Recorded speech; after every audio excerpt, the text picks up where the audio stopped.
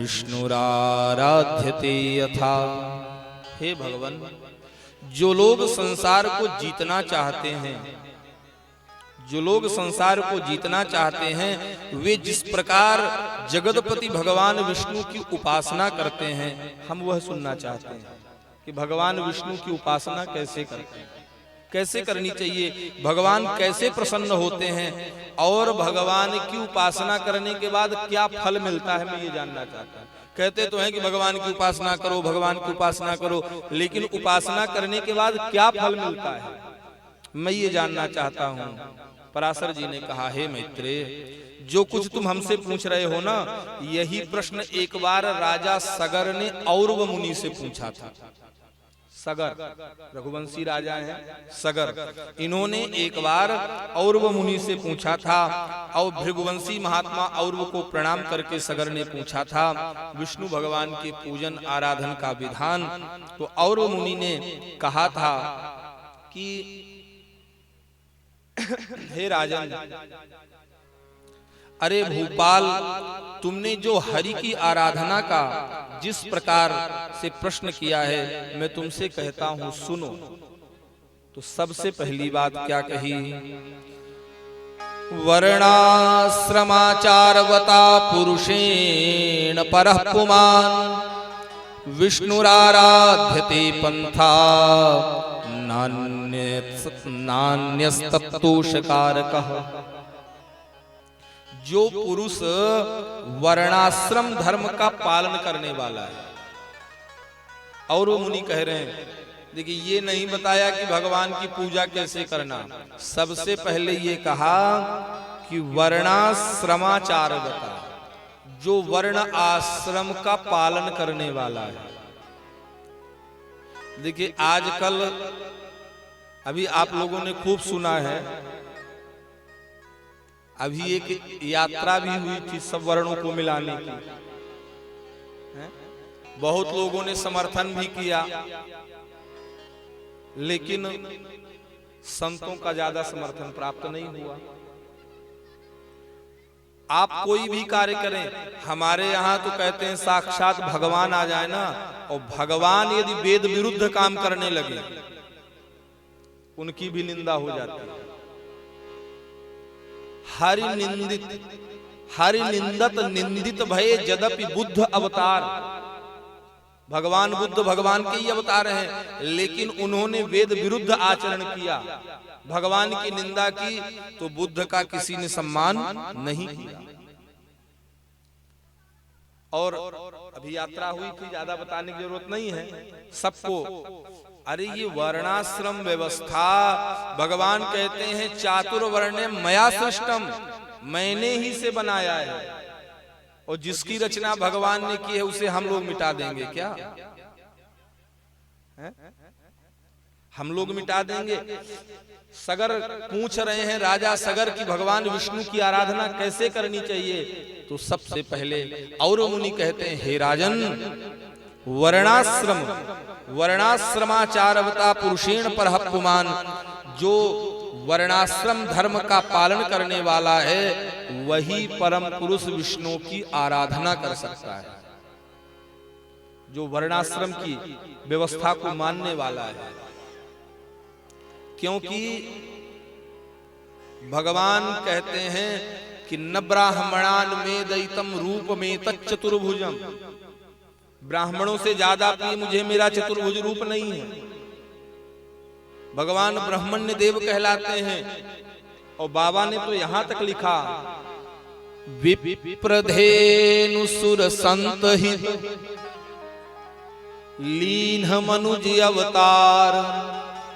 पहले ही शब्द कहा विप्र, इनकी रक्षा के लिए भगवान आते हैं, और हम सबको एक करने चल दिए।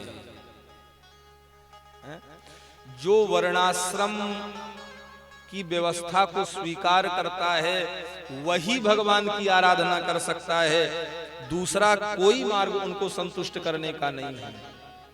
और अभी दोपहर में महाराज जी बता रहे थे कि भगवान को क्या हम अक्षत फूल चढ़ा करके प्रसन्न कर लेंगे? बोले ना, भगवान को प्रसन्न करने का यदि कोई साधन है तो ठाकुर जी की शरण में जाकर के गदगद वाणी से और अपने नेत्रों से प्रेम के अश्रु प्रवाहित करके ही आप भगवान को प्रसन्न कर सकते हैं। और नहीं तो ज्ञानी तो, अब हनुमान जी से ज्यादा ज्ञानी तो कोई नहीं होगा ना। ज्ञानी नाम अग्रगण्यम है, तो जब ऐसे अग्रगण्य उनके सेवक हैं तो हम कितना ज्ञान बताएंगे उनके सामने, कितना ज्ञान झाड़ेंगे। इसलिए भगवान तो केवल प्रेम, और जो प्रेम नहीं जानता वो भगवान को क्या जानेगा।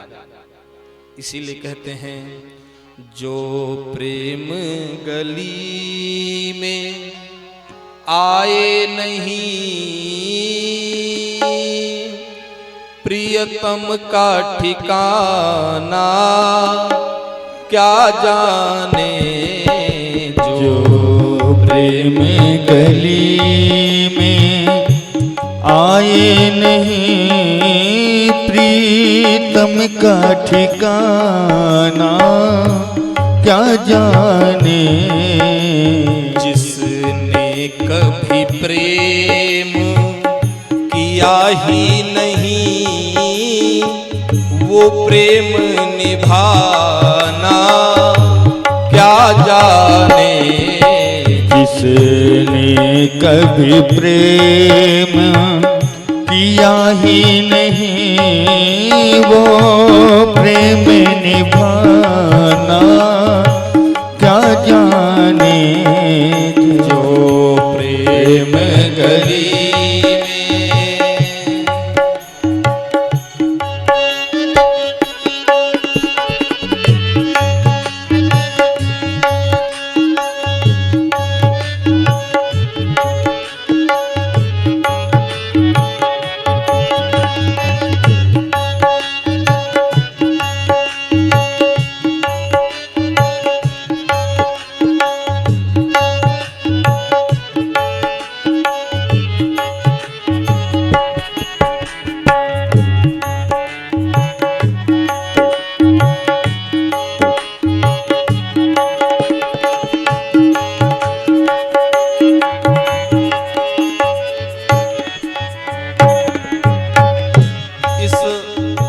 हम लोग इस धोखे में न रहें कि जो बहुत बड़ा मंत्रज्ञ होगा वो भगवान को पा जाएगा।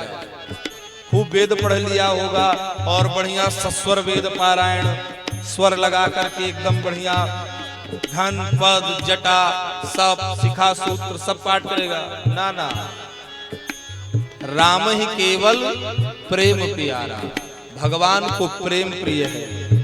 जो केवल वेद पढ़ के ज्ञान की बात करे और प्रेम की बात न करे तो फिर वो भगवान को प्राप्त नहीं कर सकता। इसीलिए कहा जो वेद पढ़े भेद करे, मन में नहीं निर्मलता आई। जो वेद पढ़े और भेद करे, मन में नहीं निर्मलता आए। जो वेद पढ़े भेद करे, मन में नहीं निर्मलता आई।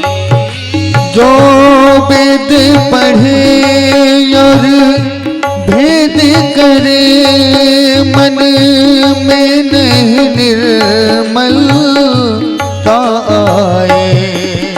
वो चाहे ज्ञान भले ही कहे,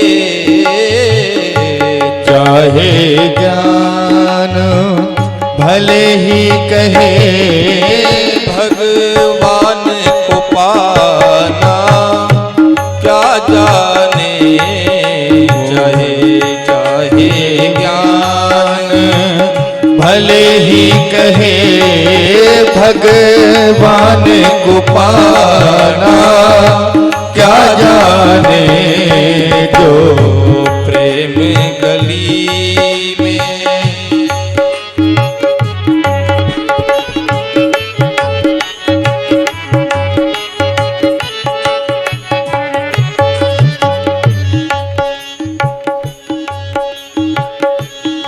ये दुनिया गोरख धंधा है, ये दुनिया गोरख धंधा है, सब जग माया में अंधा है, सब माया में अंधा है। वो रूप है अंधे ने प्रभु को, जिस अंधे ने प्रभु को देखा नहीं, वो रूप बताना क्या जाने।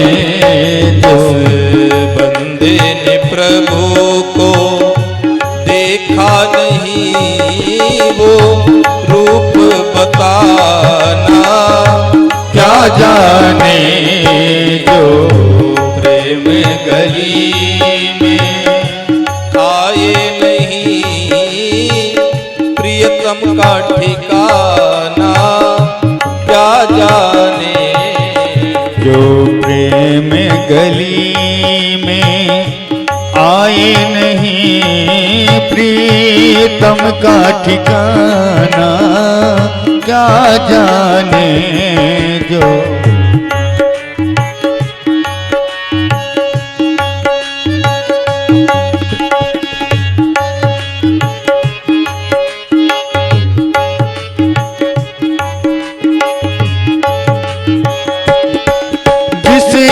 दिल में न पैदा दर्द हुआ, वो जाने पीर पराई क्या। जिस दिल में न पैदा दर्द हुआ, वो जाने पीर पराई क्या। सारे दीवाना मीरा है दीवानी, मोहन की सन सारे दीवाना क्या जाने। जो मीरा है दीवानी, मोहन की संसार दीवाना क्या जाने। जो प्रेम गली में आए नहीं, प्रीतम का ठिकाना क्या जाने।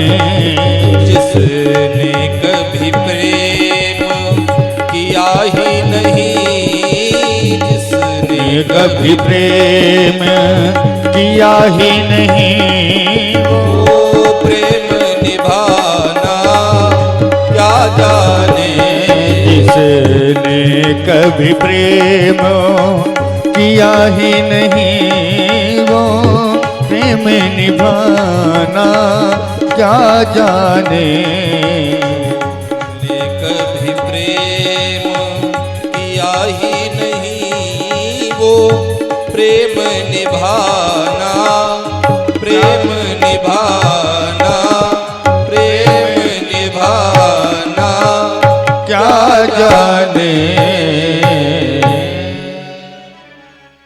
जो प्रेम गली में आए नहीं, प्रियतम का ठिकाना क्या जाने। ये प्रेम, भगवान को प्रेम ही प्रिय है। और ये प्रेम तभी होगा, कहते हैं कि जब हम पूर्ण श्रद्धा के साथ, पूर्ण विश्वास के साथ वर्णाश्रम धर्म का पालन करेंगे, तभी हमें एक दूसरे से प्रेम होगा। कहते हैं कि जो वर्णाश्रम धर्म का पालन करता है, वही परम पुरुष विष्णु की आराधना कर सकता है, और उनको संतुष्ट करने का दूसरा कोई मार्ग नहीं है। कहते हैं कि हे राजन, यज्ञों का यजन करने वाला पुरुष जो यज्ञ करता है, वो भगवान विष्णु का ही यजन करता है। जो जप करने वाला है, वो जप उन्हीं का करता है। जो दूसरों की हिंसा करने वाला है वो दूसरों की हिंसा जो करता है वो भी विष्णु की ही हिंसा करता है, क्योंकि भगवान सर्वभूत यतो हरि, भगवान सर्वभूत हृदय हैं, कण कण में व्याप्त हैं। इसलिए यदि हम जप भी करते हैं तो उन्हीं का, पूजन भी करते हैं तो उन्हीं का, और यदि किसी दूसरे की हिंसा करते हैं तो भी भगवान की ही हिंसा मानी जाएगी, इसलिए उसका भी अपराध लगेगा। उसके बाद कहते हैं कि जो पुरुष दूसरों की निंदा, ये थोड़ा सुनने वाली बात है, इसलिए कि आजकल लोग पर निंदा बहुत रते हैं, दूसरे की निंदा करने में बड़ा मन लगता है, और दूसरे की चुगली सुनने के लिए कान को एकदम खाली रखते हैं हम लोग आजकल। इसलिए कहते हैं कि जो पुरुष दूसरे की निंदा, चुगली अथवा मिथ्या भाषण नहीं करता तथा ऐसा वचन भी नहीं बोलता कि जिससे दूसरों को खेद हो, उससे निश्चय ही भगवान केशव प्रसन्न रहते हैं। मतलब यदि भगवान को प्रसन्न करना है तो दूसरे की निंदा नहीं करनी चाहिए, दूसरे की चुगली नहीं करनी चाहिए, और मिथ्या भाषण नहीं करना चाहिए। इतना सुंदर वर्णन है गृहस्थियों के लिए। इस गृहस्थ जीवन में यदि दो चीजें गृहस्थ पुरुष छोड़ दे तो अलग से वो कोई यज्ञ यागादि ना भी करेगा तो भी भगवान कहते हैं उसका कल्याण होना निश्चित है, उसके कल्याण में कोई संशय नहीं है। दो चीजें कौन सी? कहते हैं कि हर गृहस्थ पर धन और पर स्त्री का त्याग कर दे, दूसरे के धन पर हमारी दृष्टि न जाए, दूसरे के धन से हमको जलन न हो, ईर्ष्या न हो कि वो बगल वाला खूब बढ़ा जा रहा है तो उसको खींचने का प्रयास न करने लग जाए। इसलिए परधन और पर स्त्री गमन, यदि दो चीजें गृहस्थ पुरुष छोड़ देगा तो इस गृहस्थ आश्रम, अभी गृहस्थ की बहुत महिमा बताई है, और आज हम सोच रहे थे कि इसमें श्राद्ध कर्म के विषय में विष्णु पुराण में बहुत विस्तार से वर्णन किया गया है, और आज हम लोग इससे थोड़ा सा दूर जा रहे हैं पितृ कार्यों से, तो उसमें भी चर्चा करेंगे। अभी 4:30 बज रहे हैं, समय अभी है, तो इसलिए कहते हैं कि दो में ही उसका कल्याण हो जाएगा। और जो पुरुष देवता, ब्राह्मण और गुरुजनों की सेवा में सदा तत्पर रहता है, हे राजन, उससे भगवान गोविंद सदा प्रसन्न रहते हैं। बस अलग से भगवान की पूजा करने ना भी जा पाए तो कोई बात नहीं है, देवताओं को मानने वाला, ब्राह्मण की सेवा करने वाला, गुरुजनों को संतुष्ट करने वाला, इससे भगवान प्रसन्न रहते हैं। लेकिन कहते हैं कि जो चारों वर्ण हैं, ब्राह्मण, क्षत्रिय, वैश्य, शूद्र, तो ये ब्राह्मण के कर्तव्य बता रहे हैं कि ब्राह्मण क्या करे। आजकल देखिए ब्राह्मण सब कुछ करने लग गए हैं, लेकिन ब्राह्मण क्या करे, शास्त्र क्या करने का निर्देश करते हैं ब्राह्मणों को, वर्णन कर रहे हैं। ब्राह्मण का कर्तव्य है कि दान दे। हम लोग पहले ही पढ़ लिए हैं कि दान ले नहीं पढ़ लिए हैं? अरे हम पंडित जी हैं भाई, दान करो, ये हम पहले ही पढ़ लिए हैं। लेकिन कहते हैं पहला दानम दद्यात्, सबसे पहला काम दान दे ब्राह्मण। उसके बाद यज्ञों द्वारा देवताओं का यजन करे, यज्ञ करे, दान दे, यज्ञ करे, और स्वाध्यायशील हो, नित्य स्नान और तर्पण करे। देखिए तर्पण का विधान नित्य का है, और आज ऐसी स्थिति आ गई है कि पितृपक्ष आता है तो जो गया श्राद्ध करके आ जाते हैं तो उन पितृपक्ष के 15 दिनों में भी अपने पितरों को पानी नहीं दे रहे लोग, जबकि तर्पण, स्नानांग तर्पण नित्य विधान है, नित्य करना चाहिए। इसलिए स्नानांग तर्पण करे ब्राह्मण, और अग्न्याधान आदि कर्म करता रहे, अग्निहोत्र करे रोज। लेकिन अग्निहोत्र आज मनमुखी बात करने वाले तरह तरह के मिल जाते हैं। अग्निहोत्र करने का मतलब है कि अग्नि, देखिए ब्राह्मण के विवाह के समय उसे अग्नि मिलती है नित्य अग्निहोत्र करने के लिए, तो अग्निहोत्र करे, अग्नि में स्वाहा करे। लेकिन कुछ लोग कहते हैं महाराज अब हम वैसे कुंड बना के वो तो अग्निहोत्र नहीं कर पाते, हम दूसरा अग्निहोत्र करते हैं। कौन सा? बोले अग्नि जला करके और मुख में ही अग्निहोत्र कर देते हैं। ये भी अग्निहोत्र करने वाले बहुत अग्निहोत्री आजकल हो गए हैं। तो ऐसा अग्निहोत्र नहीं, अग्निहोत्र करे और उसके बाद कहते हैं अग्न्याधान आदि कर्म करता रहे। ब्राह्मणों को उचित है कि अपनी वृत्ति के लिए, अभी तक तो ये कर्म बताए कि करे, अब अपनी वृत्ति के लिए क्या करे? कहते हैं अपनी वृत्ति के लिए दूसरों से यज्ञ करावे। भाई आचार्य बन के जाए तो करावे, यज्ञ करावे, यज्ञ करावे, औरों को पढ़ावे और न्यायोपार्जित तो शुद्ध धन से ही न्यायानुकूल द्रव्य संग्रह करे। यानी पढ़ना, पढ़ाना, यज्ञ करना, यज्ञ कराना, दान देना और दान लेना, ये 6 कर्म ब्राह्मण के लिए बताए गए।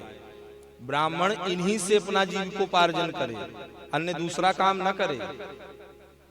और कहते हैं कि सर्वदा प्राणियों के हित में तत्पर रहना चाहिए, संपूर्ण प्राणियों से मैत्री रखना चाहिए, ये ब्राह्मण का परम धन है। पत्थर में और पराये रत्न में भेद न करे ब्राह्मण। मतलब यदि दूसरे का धन रखा हो तो उससे पत्थर समझे, ये नहीं कि सामने वाला ना देख रहा हो तो चुपचाप झोले में भर ले और निकल ले पतली गली से, ऐसा न करे। दूसरे के रत्न को भी पत्थर के समान देखे। पर द्रव्येषु लोष्ठवत्, कहते हैं कि पत्थर के समान दूसरे के रत्न को देखे। ब्राह्मण को ऐसी बुद्धि रखनी चाहिए। और उसके बाद क्षत्रिय का धर्म बताया कि क्षत्रिय का धर्म है कि ब्राह्मणों को यथेक्ष दान करे, विविध यज्ञों का अनुष्ठान करे, अध्ययन करे और शस्त्र धारण करे, क्योंकि क्षत्रिय का कार्य रक्षा का है, इसलिए क्षत्रिय शस्त्र धारण करे। पृथ्वी की रक्षा करना ही क्षत्रिय की उत्तम आजीविका है, इसलिए क्षत्रिय जो है वो पृथ्वी की रक्षा करे। और वैश्य के लिए बताया ब्रह्मा जी ने कि वैश्यों को पशुपालन, वाणिज्य और कृषि ये जीविका रूप से दिए गए हैं, इसलिए खेती और पशुपालन इत्यादि जो है ये काम है वैश्य का, वैश्य लोग करें, है ना। वैसे शास्त्रों में तो यहाँ तक लिखा है कि ब्राह्मण को कभी हल नहीं चलाना चाहिए, ब्राह्मण को खेती के कर्म में कभी प्रवृत्त नहीं होना चाहिए, क्योंकि ब्राह्मण का काम तो दान लेने से चल जाता है। तो फिर काहे के लिए 200-400 कुंटल क्या करेगा हुआ, कितना करेगा? तो ले जाके बेचेगा, बेचेगा तो धन पाएगा, तो धन पाएगा तो यदि उसका सदुपयोग किया तब तो ठीक है, और नहीं तो यदि बुद्धि दुरुपयोग की ओर लगी तो फिर पथभ्रष्ट हो जाएगा। इसलिए ब्राह्मण के लिए खेती करना बताया ही नहीं गया है, ये कृषि कार्य वैश्य के लिए है, वो करे।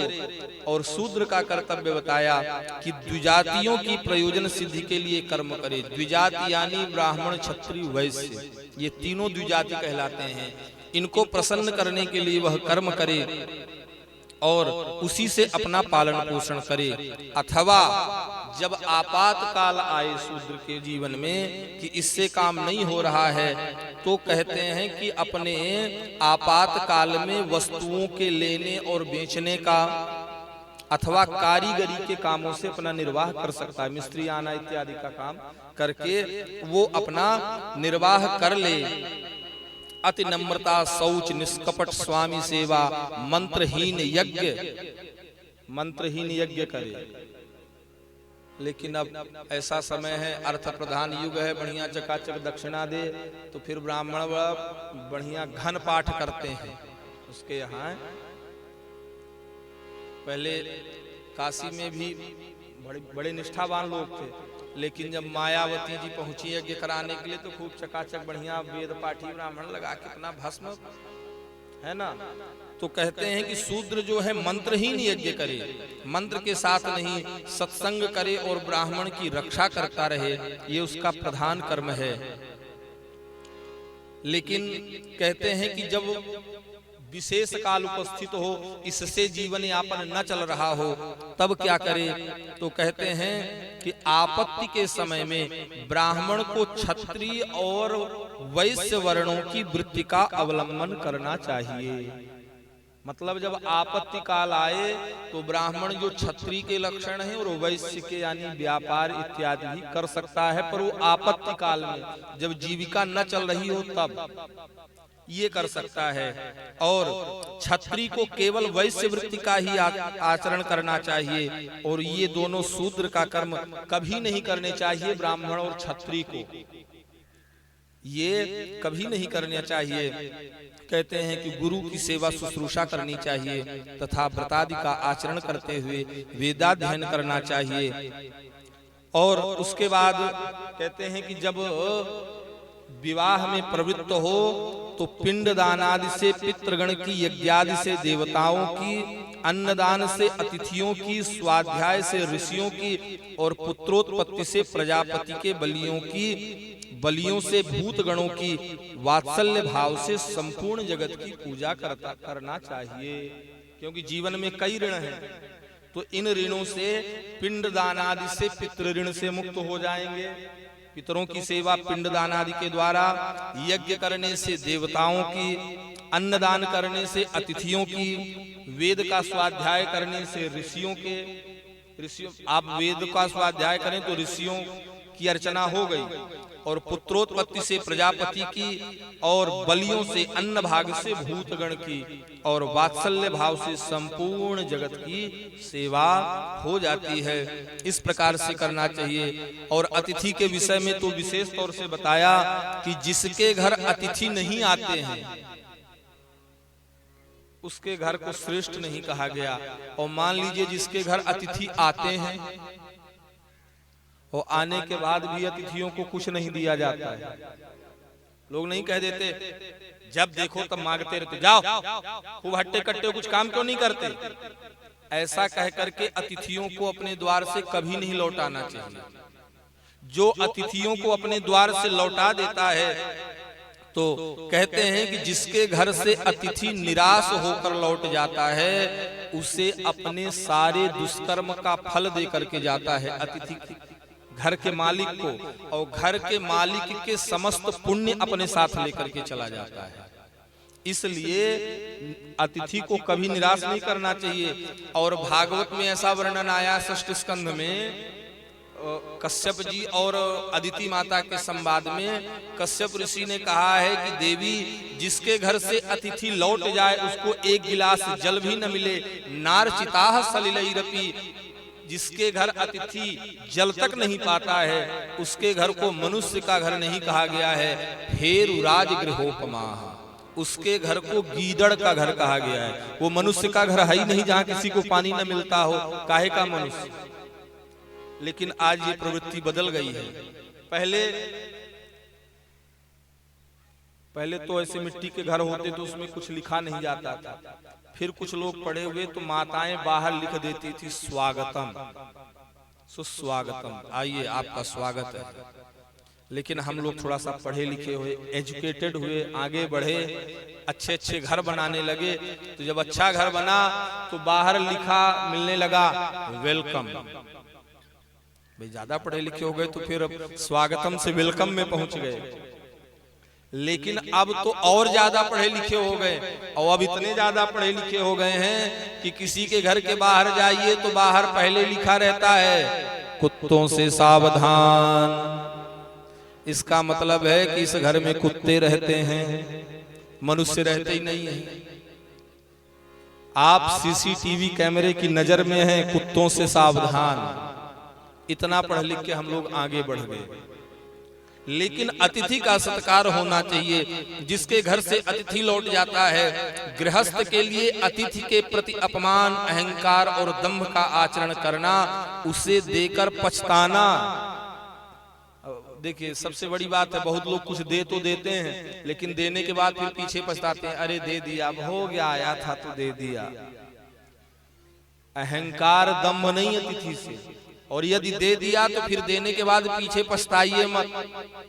दे दिया तो दे दिया, फिर अब कलेजे को थोड़ा मजबूत करिए ना, है कि नहीं? आपका है ना? हाँ। तो कहते हैं कि देने के बाद पछताना, उस पर प्रहार करना अथवा उससे कटु भाषण करना बिल्कुल भी उचित नहीं है। देने के बाद पछताइए मत, उससे कटु भाषण मत करिए। अरे लोग कहते थे ना कि भीख मांगने, भीख मिलेगी तो मिलेगी नहीं, झोली तो नहीं है फाड़ेंगे, हैं? तो कम से कम भिक्षा दे सकते हैं तो दीजिए, नहीं देंगे तो उसकी झोली क्यों फाड़ रहे हैं, उसे कटु भाषण क्यों कर रहे हैं? अतिथि अग्नि रूपेण, अतिथि अग्नि का रूप होता है और अग्नि में कभी शुद्ध जल नहीं डाला जाता है। आचार्य लोगों से आप पूछे बताएंगे, जब यज्ञ की अग्नि जब प्रकट होकर बढ़ती है तो कभी सादा पानी यज्ञ कुंड में आचार्य लोग नहीं डलवाते, या तो दूध मिला के डलवाएंगे या शक्कर मिश्री मिला के डलवाएंगे, क्योंकि अग्नि में शुद्ध जल नहीं डालना चाहिए। उसी प्रकार अतिथि अग्नि होता है और अतिथि द्वार पर आए तो उसको सूखा पानी पीने के लिए नहीं देना चाहिए कि गिलास में लिए दौड़े चले गए, कुछ न कुछ मिष्ठान जरूर साथ में देना चाहिए। और ये परंपरा भी पूर्वांचल की तरफ है। आप बिहार इत्यादि, बिहार झारखंड की तरफ चले जाइए तो अभी भी लोग बगैर मिष्ठान के आपको जल नहीं पिलाएंगे। इसीलिए ये हमारे संतोष जी हैं ना, इनको झारखंड की बहुत याद आती है। जब इनको कुछ नहीं मिलता है तो ये कहते हैं महाराज झारखंड ही ठीक है, उधर ही चलो, कम से कम बढ़िया बढ़िया खाने को तो मिलता है। तो अतिथि अग्नि का रूप है, इसलिए अग्नि में कुछ न कुछ जरूर डाल करके ही जल पिलाना चाहिए। ये गृहस्थियों के धर्म बताए, गृहस्थ धर्म का वर्णन किया कि गृहस्थियों के द्वार से अतिथि कभी लौट करके न जाए। और मुनि से पूछ रहे हैं राजा सगर और महाराज औरव उत्तर दे रहे हैं, कहते हैं कि हे राजन, गृहस्थ के घर जब पुत्र उत्पन्न हो तो पुत्र के उत्पन्न होने पर पिता को चाहिए कि उसका जात कर्म आदि संस्कार करे। अब ये संस्कार हम लोग यहाँ बंद हो गया है। जात कर्म संस्कार होता था लेकिन अब ये जात कर्म संस्कार नहीं होता। जब पुत्र का जन्म होता है तब नांदी मुख श्राद्ध किया जाता है, पितरों का पूजन किया जाता है। अब आपके मन में प्रश्न आएगा कि महाराज जन्म का सूतक लग जाता है, सूतक में नांदी मुख श्राद्ध कैसे होगा? तो इसका शास्त्र निराकरण करते हैं कि जब तक बालक का नालोच्छेदन नहीं होता तब तक सूतक नहीं लगता है जातक का, और जैसे उसका नालोच्छेदन हुआ, नाल कटी, वैसे ही सूतक लग जाता है। इसलिए नालोच्छेदन के पहले ही नांदी मुख कर लेना चाहिए, जात कर्म संस्कार कर लेना चाहिए और आभ्युदयिक श्राद्ध करना चाहिए पुत्र जन्म पर। और पूर्वाभिमुख बिठा करके 2 ब्राह्मणों को कम से कम भोजन कराना चाहिए पितरों की तृप्ति के लिए, क्योंकि जिसके पितर प्रसन्न रहते हैं उन्हीं के वंश की वृद्धि होती है, और जिनके पितर प्रसन्न नहीं होते उनके वंश की वृद्धि नहीं होती। आजकल आप कुंडली लेकर ज्योतिषियों के पास चले जाइए तो सबसे पहले कहते हैं कि आपकी कुंडली में पितृदोष लगा है, पितरों का दोष है। क्यों? क्योंकि पितरों के प्रसन्नता के लिए हमने कुछ किया ही नहीं है, तो पितृदोष तो लगेगा। इसलिए पितरों की प्रसन्नता के लिए श्राद्ध करना चाहिए। और नाम रखने के लिए बताया कि ब्राह्मण के नाम के अंत में शर्मा, क्षत्रिय के वर्मा, वैश्य के गुप्त और शूद्र के दासांत नाम होने चाहिए।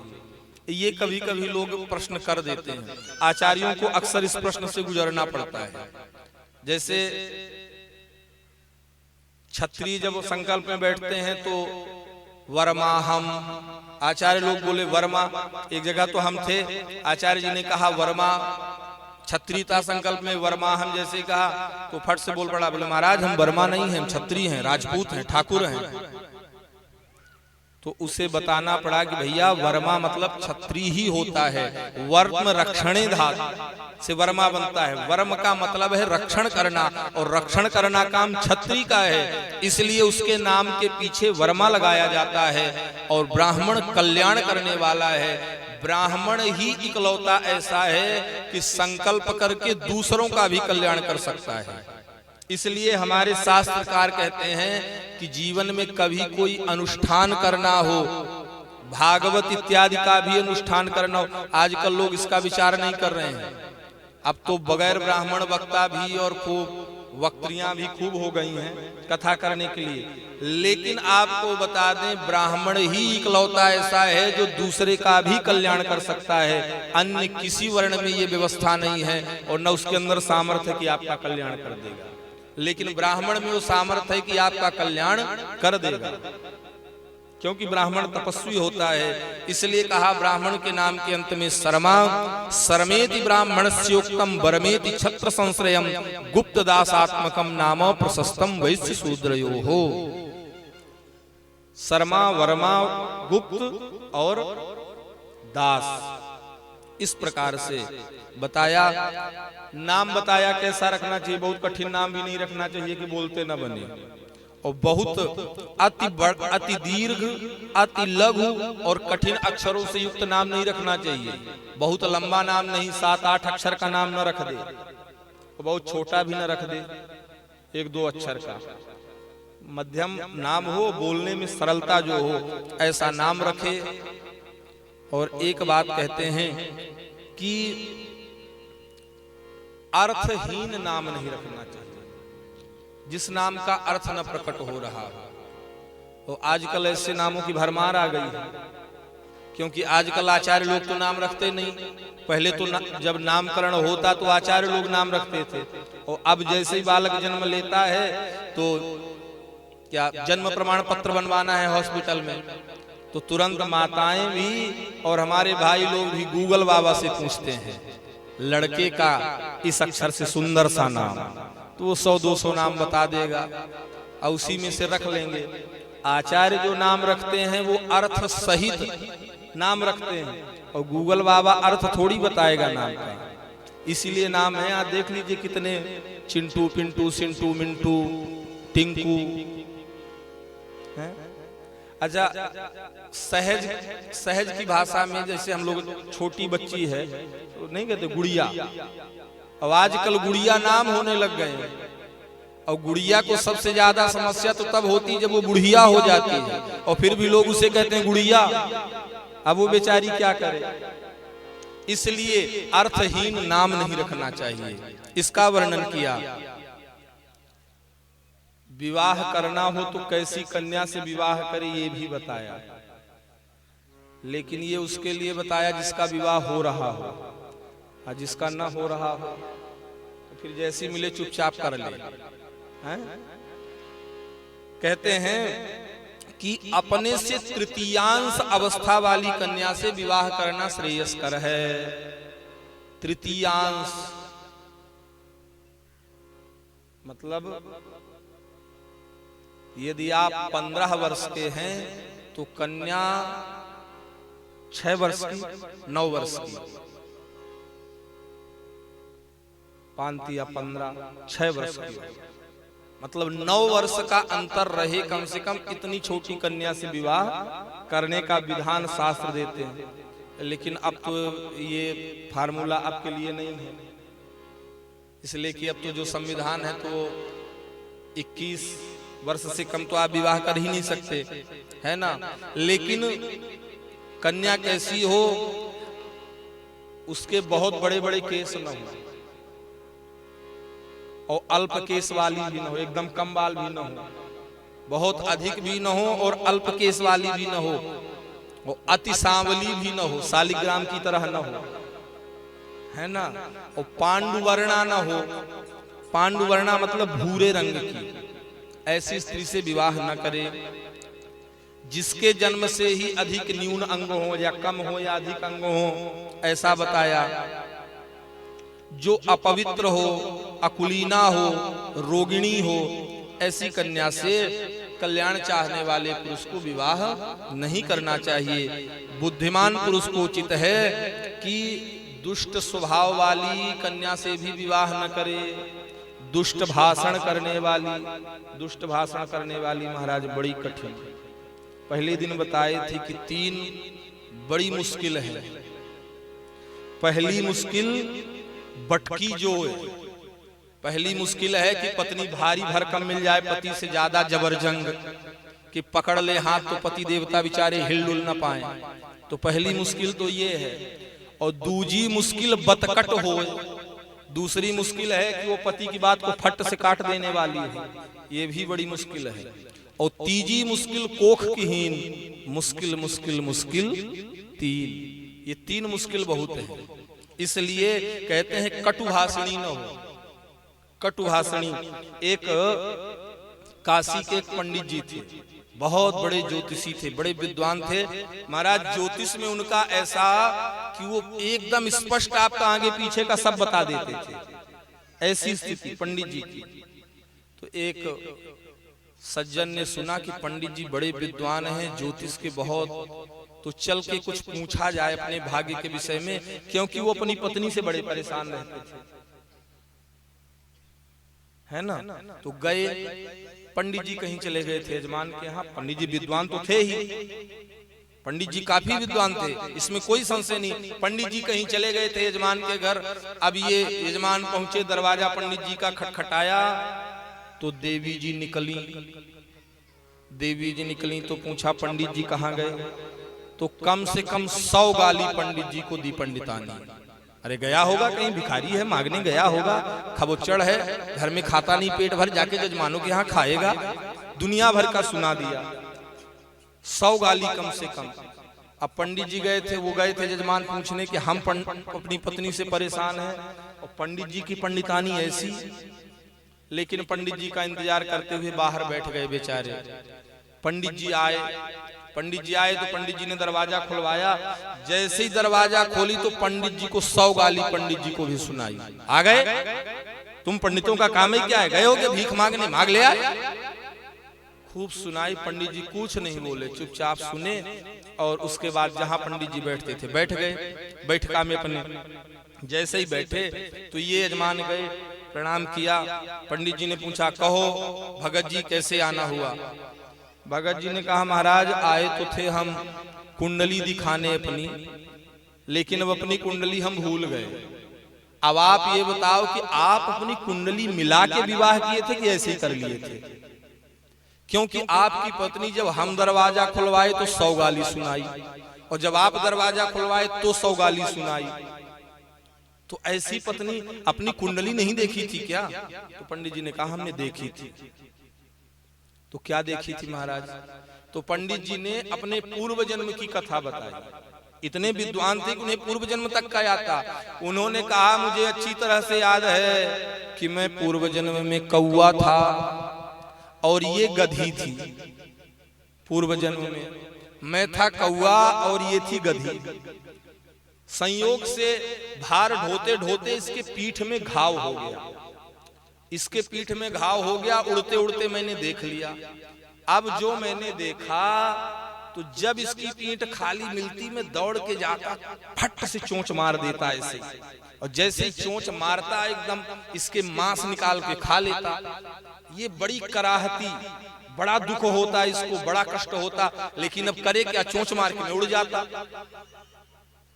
एक दिन की बात है, ये पीड़ा से इतनी व्याकुल हुई कि ऐसी जंगल में घुसी कि मुझे दिखी ही नहीं, मुझे दिखाई ही नहीं दी कई दिनों तक। पंडित जी कहते हैं कि मैं ऊपर से उड़ता हुआ देखता, लेकिन ये मुझे दिखाई ही न देती। और जब कई दिन नहीं दिखाई दी तो इसके पीठ का घाव भर गया।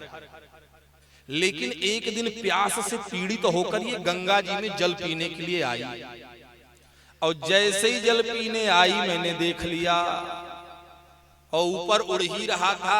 अब तो कई दिन बाद मिली थी, जो जोर लगा के अपना चोंच और जाके उस जहां घाव था खप से ऐसे ही चोंच मारी।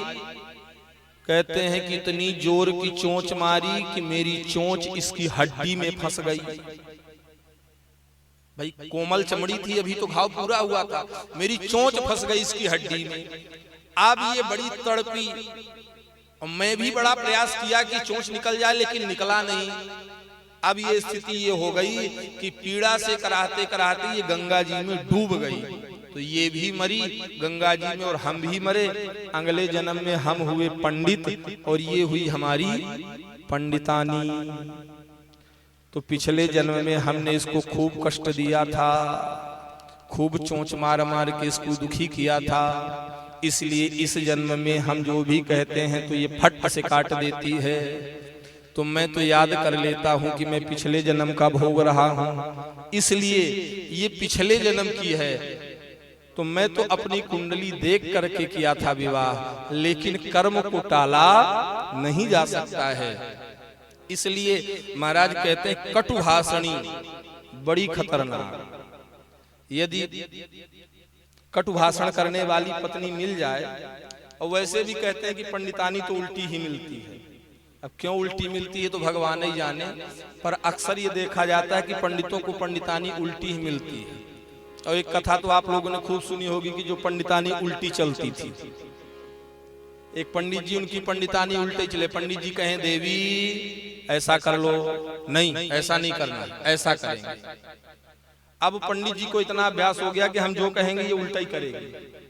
तो अब उससे जब सीधा कराना हो तो पंडित जी उल्टा कहें, देवी तीर्थराज प्रयाग में महाकुंभ लगा है, लेकिन हम लोग गंगा स्नान करने नहीं जाएंगे। क्यों नहीं जाएंगे?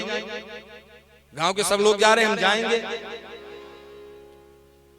अब जाने की इच्छा तो पंडित जी की भी थी, लेकिन ये कहते कि चलना है तो कह देती नहीं जाएंगे। इसलिए पंडित जी ने कहा नहीं जाएंगे, वो बोले हम जाएंगे। पंडित जी ने कहा हम लोग यदि तुम कहती हो चलेंगे, लेकिन रास्ते के लिए खाने पीने का कुछ बना के नहीं ले जाएंगे। क्यों नहीं ले जाएंगे? वहां भूखे मरेंगे, कुछ बना के ले जाएंगे। अब जो पंडित जी को कराना होता सब उल्टा कहते। पंडितानी लेकर खूब गई, चकाचक खाए पिए, गंगा जी में स्नान किए, लेकिन स्नान करते ही बुद्धि निर्मल हो गई।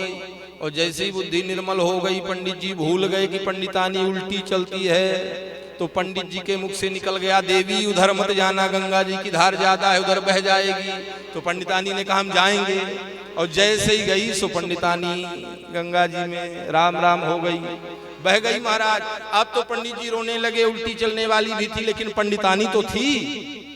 अब मछुआरे जिधर धार है कूदे, पंडित जी ने कहा उधर मत कूदो, उधर नहीं बही होगी, इधर बही होगी। क्या महाराज आप मजाक करते, उल्टी बहेगी? पंडित जी ने कहा वो जीवन भर उल्टा चली है तो बहेगी भी तो उल्टी ही बहेगी। इसलिए पंडितानी अक्सर उल्टी ही मिलती हैं। और ये हमारे द्विवेदी जी पांडे जी की तरफ देख रहे हैं, लेकिन पांडे जी की पंडितानी सीधी है।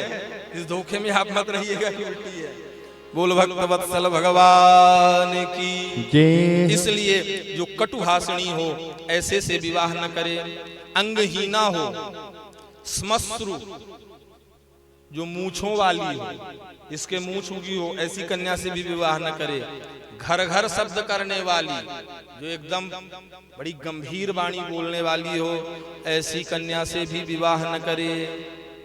कौवे के समान जो कटु शब्द में स्वर में बोलने वाली हो, ऐसे से भी विवाह न करे। और कहते हैं कि हंसते समय जिसके गाल में गड्ढे बन जाएं, ऐसी कन्या से भी विवाह न करे। तो जो खाई पी रहेगी, गलुआ रहेगा तो गड्ढे बन ही जाएंगे, हैं? तो ये शास्त्रों के लक्षण है, ज्यादा ये मत देखिएगा। और ये देखने लगे तो पता चला कि विवाह ही न हो जो लक्षण बताए गए हैं। तो इसलिए इसका विधान बताया, गृहस्थ संबंधी सदाचार बताया। एक चीज सबसे प्रमुख बताई कि पैर धोया हुआ और जूठा जल गृहस्थ व्यक्ति को अपने आंगन में कभी नहीं डालना चाहिए। पैर धुल करके बीच आंगन में नहीं फेंकना चाहिए। और पिया हुआ पानी आधा गिलास पी के और वो जूठा जल भी आंगन के बीच में कभी नहीं फेंकना चाहिए गृहस्थ को। पैर धोया हुआ और जूठा जल कभी अपने आंगन में नहीं डालना चाहिए। और कहते हैं कि वृक्ष की छाया में अथवा अपनी परछाई जिधर पड़ रही हो, अपनी छाया में, वृक्ष की छाया में, भगवान सूर्य के सम्मुख होकर, अग्नि के सम्मुख होकर के लघु शंका इत्यादि मलमूत्र का त्याग कभी न करे। वृक्ष की छाया में और बोए हुए खेत में जहां अन्न उगा हो वहां भी मलमूत्र का त्याग नहीं करना चाहिए गृहस्थी को। और जलाशय में, तीर्थ स्नान में, जलाशय के तट पर और श्मशान जहां हो वहां भी मलमूत्र का त्याग गृहस्थ व्यक्ति को नहीं करना चाहिए। हे राजन, कोई विशेष आपत्ति न हो तो प्राज्ञ पुरुष को चाहिए कि दिन के समय उत्तर की मुख और रात्रि के समय दक्षिणाभिमुख होकर के मलमूत्र का त्याग करे। लघु शंका इत्यादि उत्तर और दक्षिण की ओर मुख करके करे। दिन में उत्तराभिमुख और रात्रि में दक्षिणाभिमुख, पूरब की तरफ सूर्याभिमुख होकर के कभी मलमूत्र का त्याग नहीं करना चाहिए। और कहते हैं कि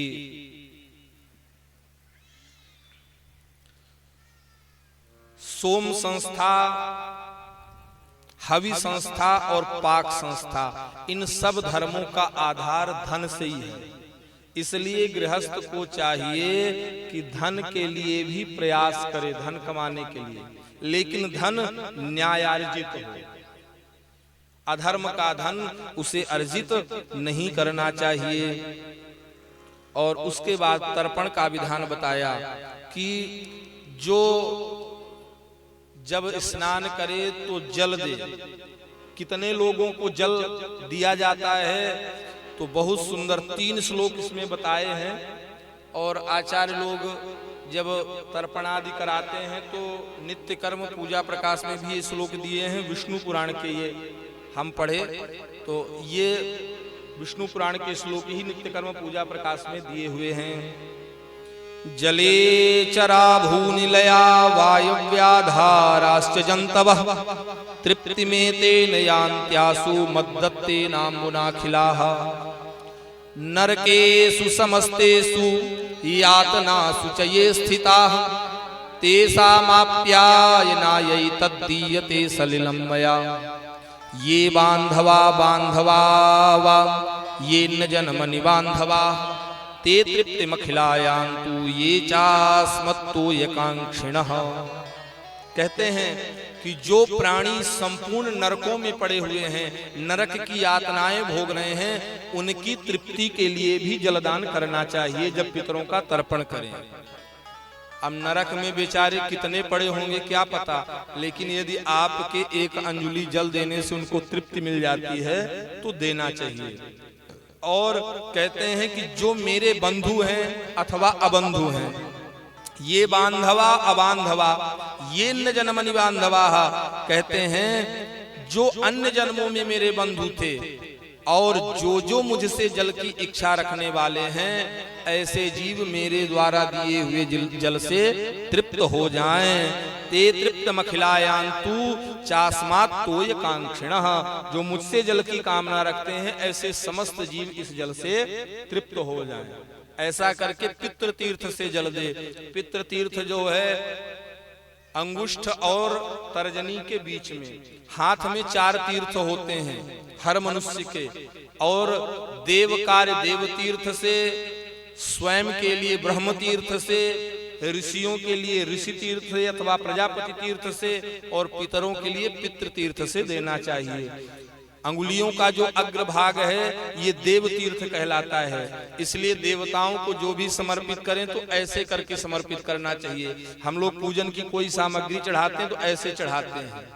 आजकल थोड़ा सा परिवर्तन हो गया है कि यदि देवता दूर हो तो फिर ऐसे फेंक देते हैं, तो ऐसे नहीं करना, ऐसे करके चढ़ाना है। देव तीर्थ से देवताओं के लिए। ऋषियों का ये तीर्थ ऋषि तीर्थ है, ये ऋषि तीर्थ ऋषियों का जब तर्पण इत्यादि करना हो तो ऋषि तीर्थ से। ये ब्रह्म तीर्थ है मणिबंध के पास, ये आत्म के लिए। जब स्वयं हम लोग आचमन करते हैं तो ऐसे आचमन करते हैं। बहुत लोग आचमन भी ऐसे करके करते हैं, ऐसे नहीं, ऐसे सीधे करना चाहिए। और ये पितृ तीर्थ है तर्जनी और अंगुष्ठ के बीच में।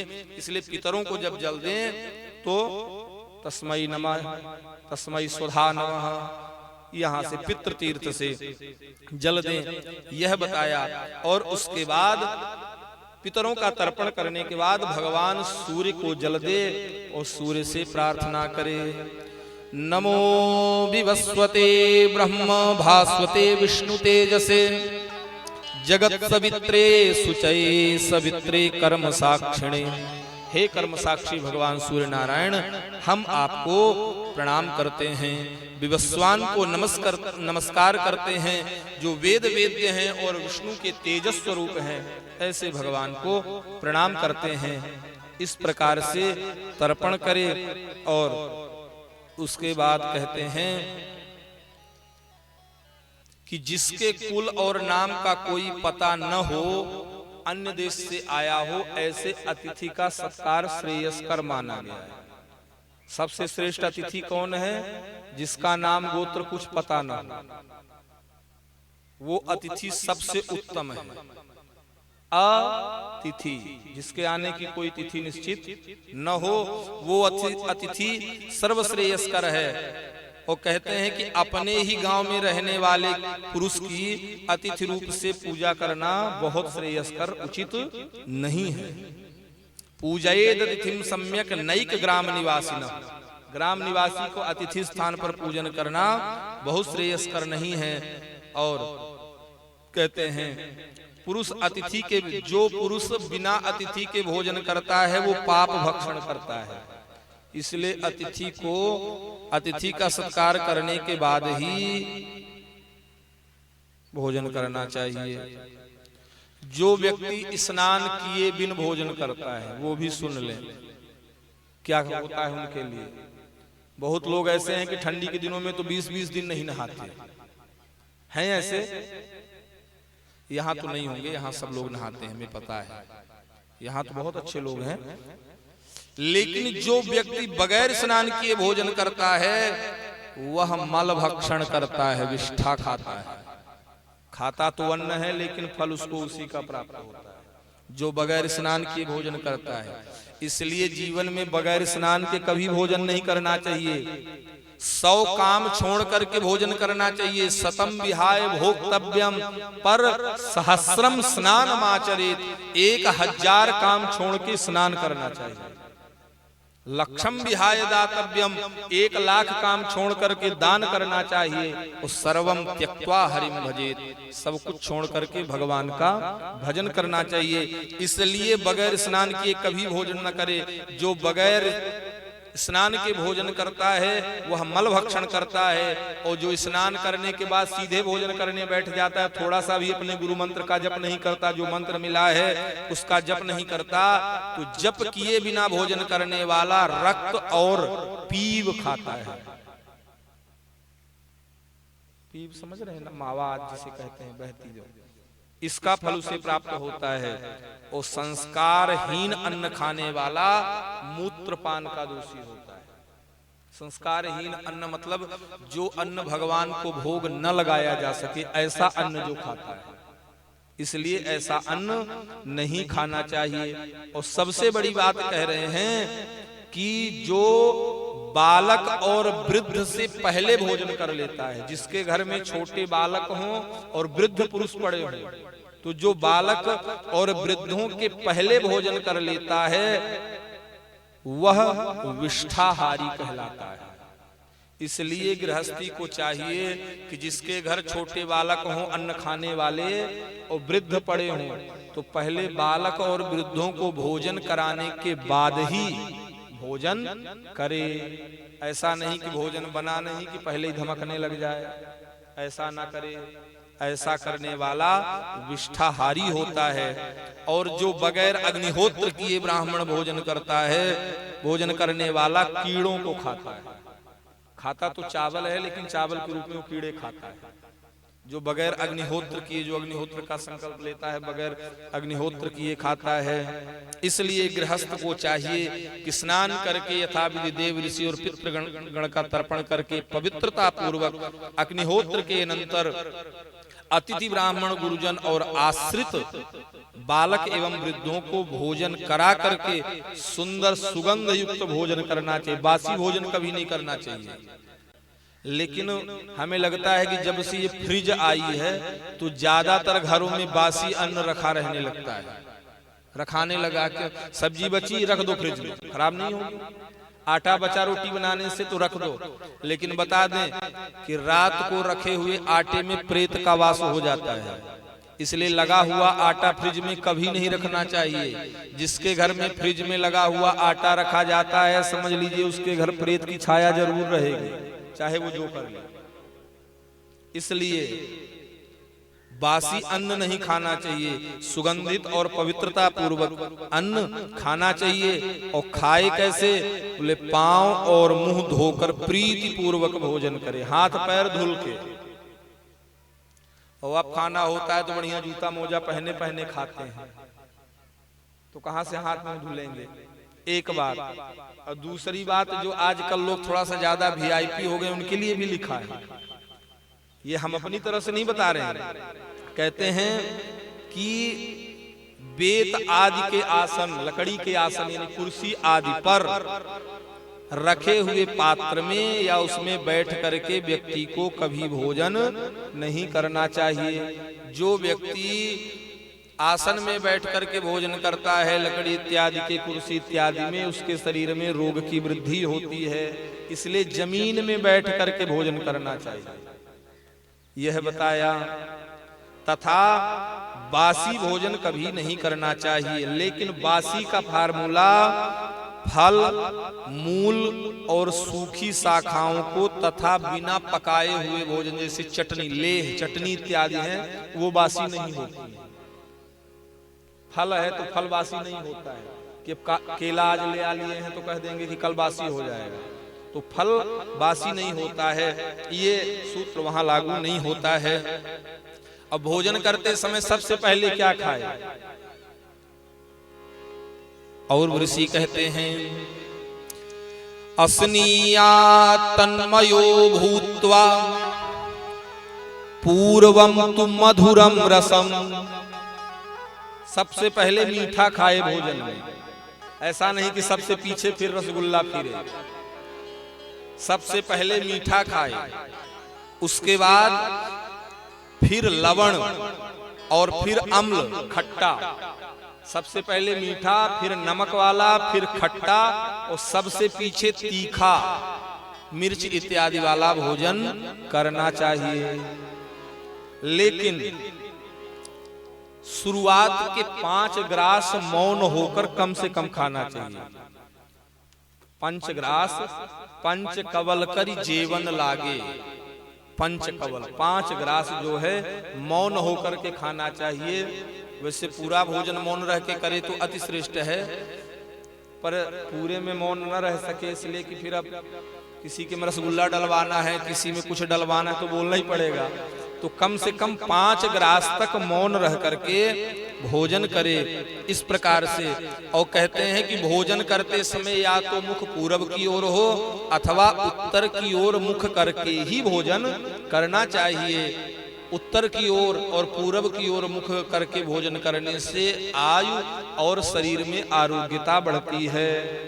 और जो दक्षिण की ओर मुख करके भोजन करते हैं उनकी आयु की हानि होती है। और जो पश्चिम की ओर मुख करके भोजन करते हैं उनके शरीर में रोग की वृद्धि होती है। इसलिए पूरब और उत्तर की ओर ही मुख करके भोजन करना चाहिए। उसके बाद सूतक का निर्णय बताया कि जन्म का सूतक और मृत्यु का अशौच सूतक इत्यादि यदि न लगा हो तो ब्राह्मण व्यक्ति को नित्य संध्योपासना करना ही चाहिए। क्योंकि ब्राह्मणों की कामधेनु है गायत्री। कम से कम 1 माला गायत्री नित्य ब्राह्मण को जपना ही चाहिए। वैसे शिव पुराण में तो वर्णन आया है कि ब्राह्मणत्व की रक्षा के लिए 1000 गायत्री रोज जपना चाहिए ब्राह्मण। पर यदि वो इतना भी न जप सके तो 1 माला तो कम से कम नित्य रूप से ब्राह्मण को गायत्री जपना ही चाहिए। और उसके बाद व्यवहार के विषय में, गृहस्थ संबंधी व्यवहार के विषय में कहा कि बुद्धिमान पुरुष को चाहिए उत्तम अथवा अधम व्यक्तियों से विरोध न करे। हे राजन, विवाह और विवाद हमेशा समान व्यक्ति से करे। तो ये पहले लोग कहते थे, कहावत नहीं कहते थे कि शत्रुता और संबंध बराबरी वालों से करना चाहिए। और इसी बात का शायद इसी के आधार पर पुराने लोग ऐसी मनमुखी बातें नहीं करते थे, शास्त्र की बातें कहते हैं। विरोधम नोत्तमैर गच्छे नाधम इश्च सदा बुधः विवाहश्च विवादश्च तुल्यशीले नृपेष्यते। हे राजन, विवाद और विवाह बराबर वालों से करना चाहिए। यदि विवाह बहुत ऊपर अपने से कर लेंगे तो आपका सम्मान चला जाएगा, इसलिए बराबरी वालों से विवाह के संबंध और विवाद भी करना, और लड़ाई अपने से बड़े शत्रु से कर लेंगे तो तुरंत ही मसल जाएगा। इसलिए अपने से बराबरी वालों से युद्ध, विवाह और विवाद बराबर वालों से करना चाहिए। यह बताया जो मनुष्य अपना कल्याण चाहने वाला है, सहज में उसे पैर के ऊपर पैर रखकर नहीं बैठना चाहिए।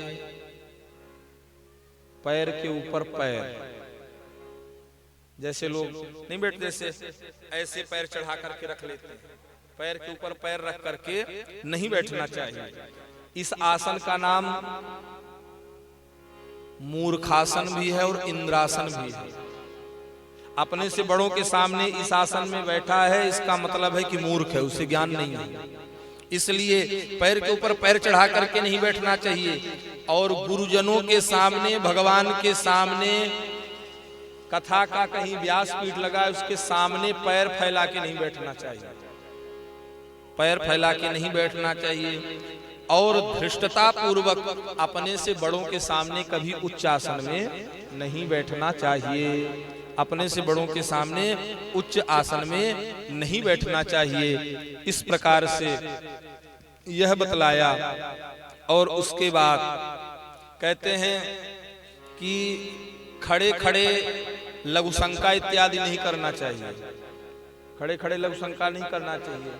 लेकिन अब समय ऐसा बदला कि जीन्स का पैंट पहने हैं तो कैसे करेंगे। धोती कितनी वैज्ञानिक थी हमारे यहाँ, धोती के कितने गुण हैं। जिस दिन जान जाएंगे तो धोती पहनेंगे। विदेशी लोग धोती पहन रहे हैं और हम लोग जीन्स का पैंट, वो भी आधा फटा हुआ पहन रहे हैं। इसलिए खड़े खड़े लघुशंका इत्यादि न करे। और कहीं रास्ते में यदि किसी ने लघुशंका इत्यादि कर दिया है तो उसको लांघ करके नहीं आना चाहिए, किनारे से निकले, यह बताया।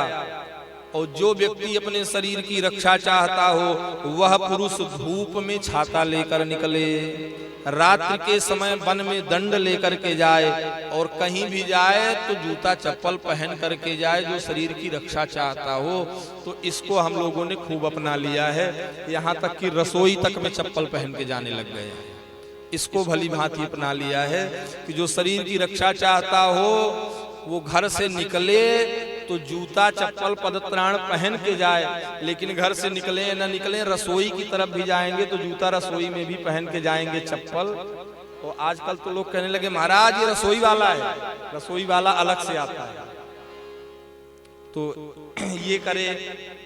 उसके बाद कहते हैं प्राज्ञ पुरुष को सत्य बोलना चाहिए, लेकिन सत्य वही बोले जिस सत्य से दूसरे को कष्ट न हो।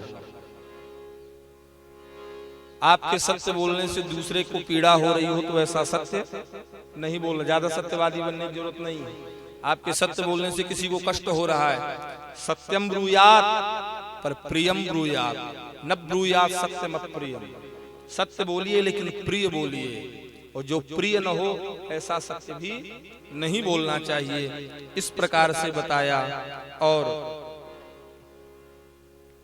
उसके बाद कहते हैं अभ्युदयिक श्राद्ध और प्रेत कर्म के विषय में बताया। श्राद्ध करने का, अंत्येष्टि कर्म करने का अधिकार किसे किसे दिया, ये भी बताया कि कौन कौन जो है संस्कार कर सकता है। जैसे किसी की मृत्यु हो जाए तो कौन अग्नि संस्कार कर सकता है। उसमें कहते हैं पुत्र, पौत्र, प्रपौत्र, भाई, भतीजा अथवा अपनी सपिंड संतति, अपना सपिंड कोई परिवार वाला, इनके भाव में परिवार वाला उत्पन्न हुआ कोई भी पुरुष श्राद्धादि क्रिया करने का अधिकारी होता है, अथवा मातृपक्ष के सपिंड अथवा समानोदक को भी इसका अधिकार है, वो कर सकता है। मातृकुल और पितृकुल दोनों के नष्ट हो जाने पर स्त्री भी क्रिया कर सकती है, श्राद्ध आदि कर सकती है। और यदि वो भी न हो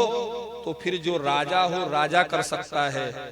और इसके विषय में एक बात बताई कि सबसे बड़ी बात कि अपने पितरों के निमित्त श्राद्ध करे, और श्राद्ध अपनी श्रद्धा के अनुसार और खूब व्यवस्थित उदारता पूर्वक करे।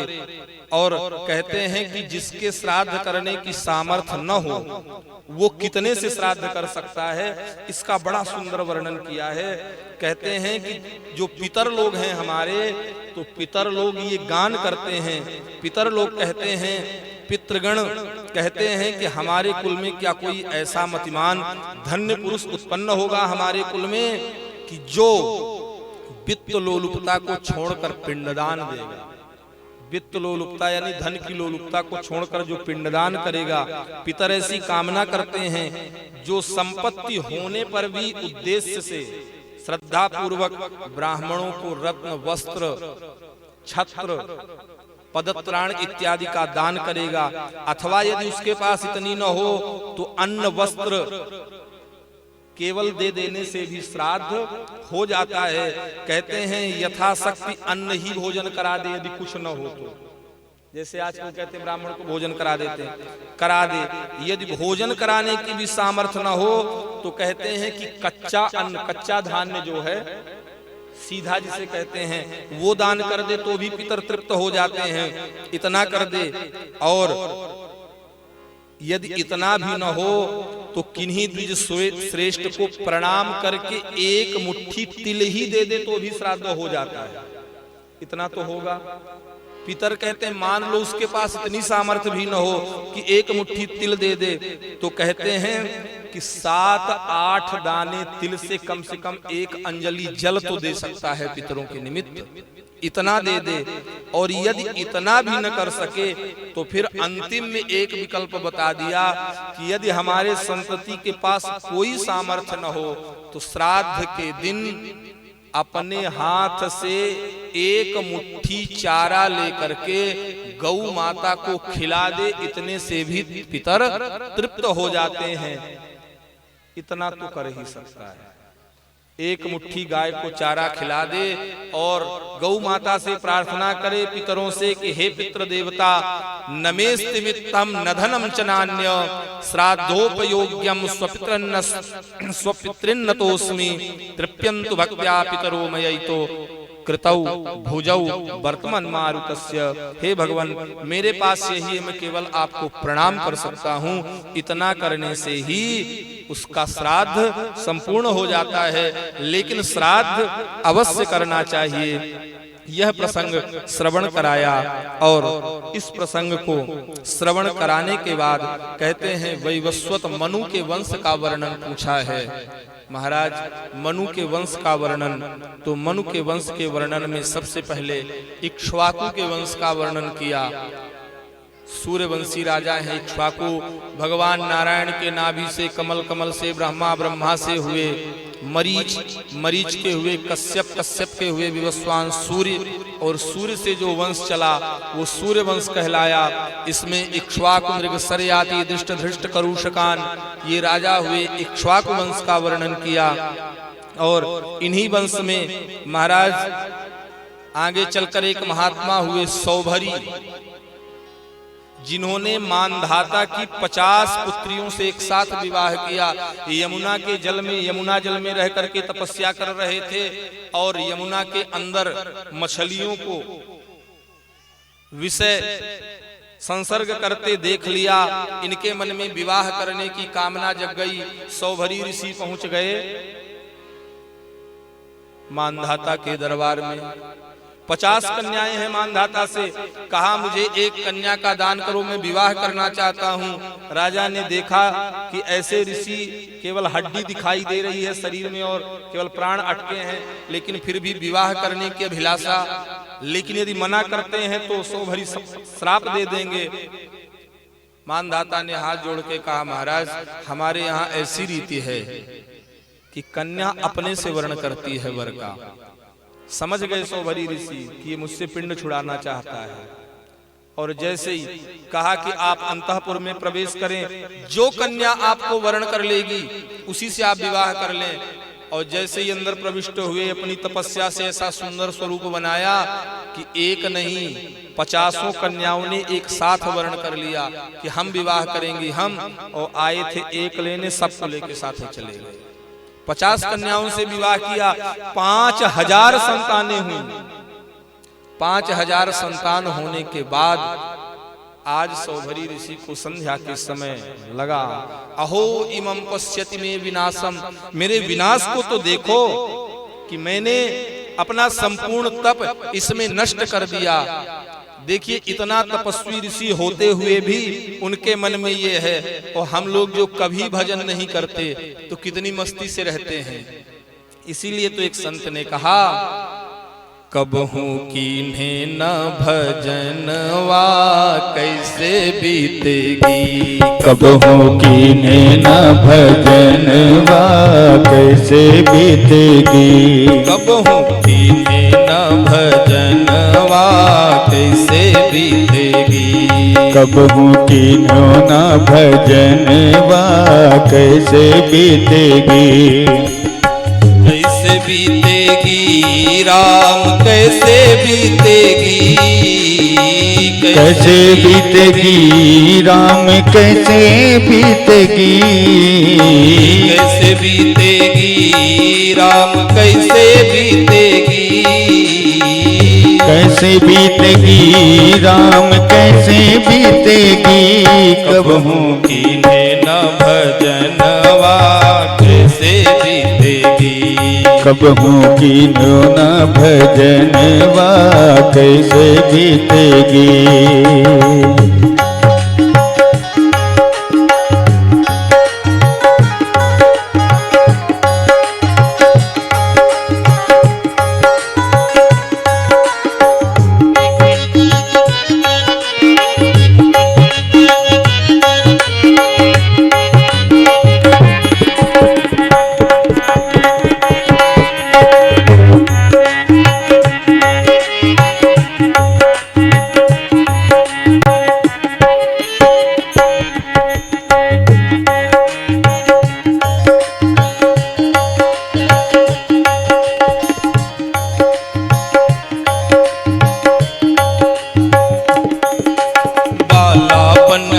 खेल गवायो आई मस्त जवानी, बालापन हंस खेल गवायो आई मस्त जवानी, बालापन हंस खेल गवायो आई मस्त जवानी, बालापन हंस खेल गवायो आई मस्त जवानी, मात पिता ने करी सगाई दूल्हा बनो गुमानी, ओ मात पिता ने करी सगाई दूल्हा बने गुमानी, बंध गयो हाथन में कंगनवा कैसे बीतेगी, बंध गयो हाथन में कंगनवा कैसे बीतेगी, कबहू कीन्हे न भजनवा कैसे बीतेगी, कबहू कीन्हो न भजनवा कैसे बीतेगी, धूमधाम से ब्याह रचाया पहन केसरी जामा, धूमधाम से ब्याह रचाया पहन केसरी जामा, बालापन तो खेलने में चला गया, युवावस्था आई तो जब युवा हुए तो चल दिए विवाह करने। और विवाह ऐसे नहीं ठाट बाट से महाराज, बढ़िया केसरी जामा, घोड़ा, आजकल तो रथ चलने लग गया है, बैठ के बढ़िया बग्घी में धूम धूमधाम से ब्याह रचाया पहन केसरी जामा। धूमधाम से ब्याह रचाया पहन केसरी जामा। दुल्हन लेकर घर को आए खत्म हुआ सब ड्रामा। दुल्हन लेकर घर को आए खत्म हुआ सब ड्रामा। बन गए सजनी के सजनवा कैसे बीतेगी। बन गए सजनी के सजनवा कैसे बीतेगी। कब होगी न भजनवा कैसे बीतेगी। कब होगी न भजनवा कैसे बीतेगी। अब विवाह हो गया, दुल्हन आ गई। अब तो अभी तक तो बालक थे, अब सजना कहलाने लगे, सजनवा हो गए, बन गए सजनी के सजनवा। लेकिन अब विषयों का विष पी करके दिन दिन हुए दीवाने। विषयों का विष पी पी करके दिन दिन हुए दीवाने।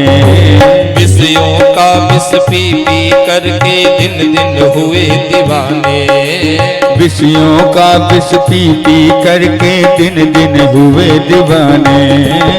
बालक थे फिर बाप कहाए बाबा लगे कहाने। ओ बालक थे फिर बाप कहाए बाबा लगे कहाने। आ गयो तेरो चौथो पहनवा कैसे बीतेगी। आ गयो तेरो चौथो पहनवा कैसे बीतेगी। कब होगी न भजनवा कैसे बीतेगी। कब होगी न भजनवा कैसे बीतेगी। पहले बालक थे फिर पिता बने, अब तो बाबा कहाने लग गए। बाबा, अच्छा बाबा के साथ घर में रहते तो उनके घर दो बालक थे छोटे छोटे। एक पौत्र था और एक था नाती, मतलब एक बेटे का बेटा था और एक बेटी का बेटा था। तो जब बेटे का बेटा आए पौत्र तो दौड़ते हुए आए बाबा बाबा। तो सुन करके लगता अब हम बाबा हो गए, अब हमें भजन करना चाहिए, बाबा हो गए, अब हमें बाबा बन जाना चाहिए। जैसे ही बाबा बनने का विचार आता तुरंत बेटी का बेटा दौड़ते हुए आता, नाना नाना अभी बाबा मत बनना नाना। नहीं नहीं नहीं बनना नहीं, अब तो बाबा लगे कहाने। और फिर इतना ही नहीं, अब तो और ज्यादा हो गया।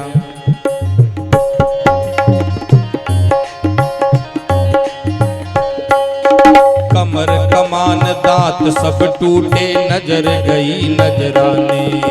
कमर कमान दांत सब टूटे नजर गई नजराने।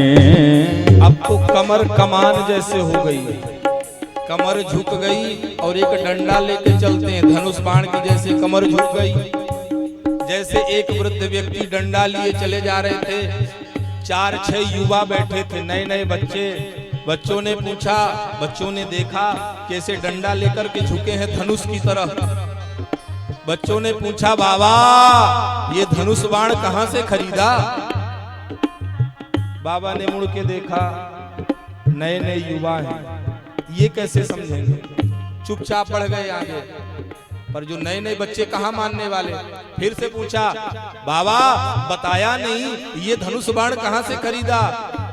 बाबा ने कहा बच्चा ये खरीदना नहीं पड़ता, एक दिन तुम्हें भी मिल जाएगी, सहज में ही तुम्हें भी मिल जाएगी। इसलिए अब तो ये वो स्थिति आ गई कि कमर कमान जैसे झुक गई, दांत टूट गए, अब दांत बचे नहीं हैं, अब रोटी नहीं खा सकते, अब तो केवल दलिया खा रहे हैं। और दांत टूटा तो अब तो राम राम ही कहना चाहे तो नहीं कह पा रहे हैं।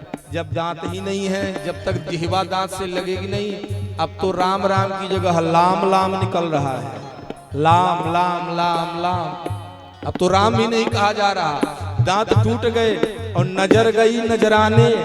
देखना चाहते हैं यहाँ, दिखाई नहीं दे रहा है, लेकिन फिर भी अभी भजन में मन नहीं लग रहा है। कहते हैं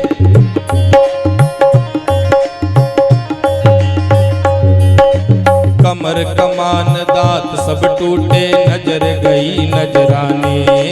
कमर कमान दांत सब टूटे नजर गई नजराने। खाट बिछाए द्वार पर पड़ गए बहुएं मारे ताने। ओ खाट बिछाए द्वार पर पड़ गए बहुएं मारे ताने। खटिया बिछा के द्वार में पड़े हैं, अब तो बहुएं भी ताने मार रही कि बुढ़ा पड़ा पड़ा खांसता रहता है, अरे जाते क्यों नहीं वृंदावन चले जाओ, यहीं पड़े रहते हो। अब तो बहुएं भी ताने मारने लग गई हैं, कौन सुने आपकी। इसलिए कहते हैं खाट बिछाए द्वार पर पड़ गए बहुएं मारे ताने। खाट बिछाए द्वार पर पड़ गए बहुएं मारे ताने। कभी ये मरे गो बूढ़नवा कैसे बीतेगी। कभी ये मरे गो बूढ़नवा कैसे बीतेगी। कबहू की होना भजनवा कैसे बीतेगी।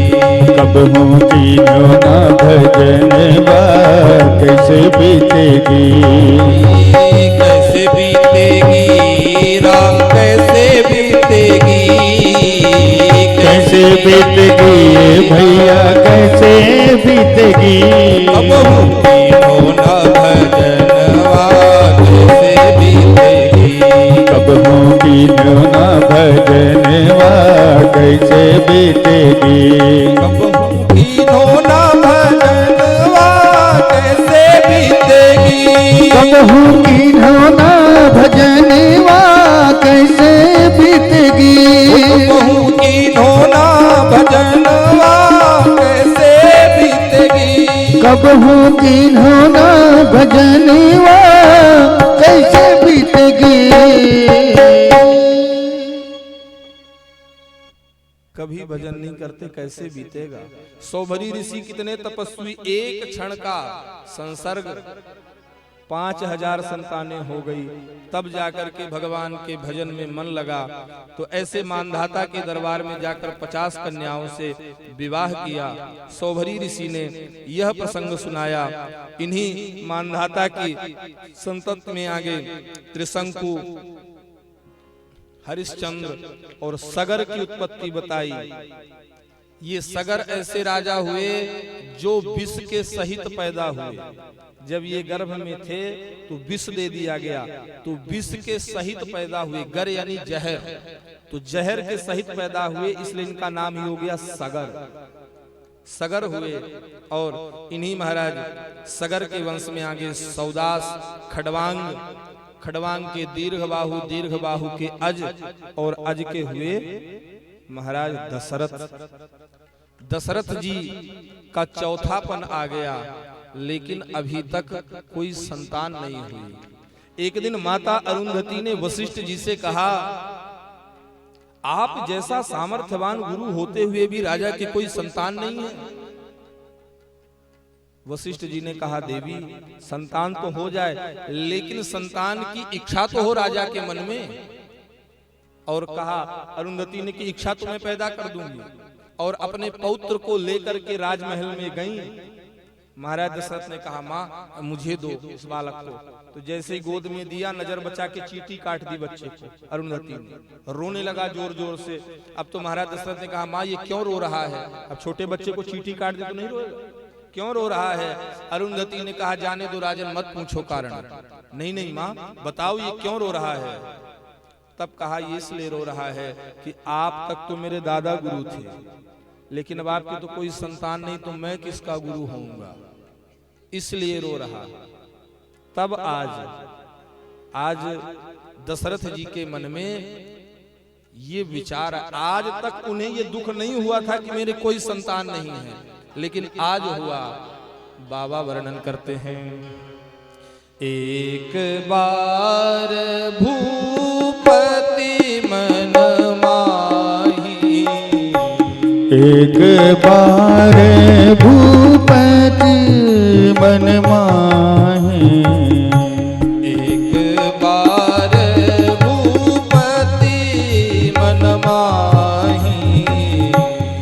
एक बार भूपति मन माहे, भय गलानी मोरे सुत नाही, भय गलानी मोरे सुत नाही, भय गलानी मोरे सुत नाही, भय गलानी मोरे सुत नाही।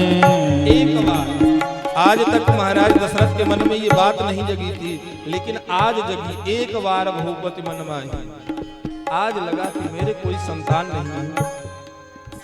और भाई गलान तो किसके पास गए? गुरुदेव की शरण में गए। और जैसे ही गुरुदेव की शरण में गए, निज सुख दुख सब गुरु ही सुनायो। जैसे ही गुरु जी को सुनाया, बस निवेदन कर दिया।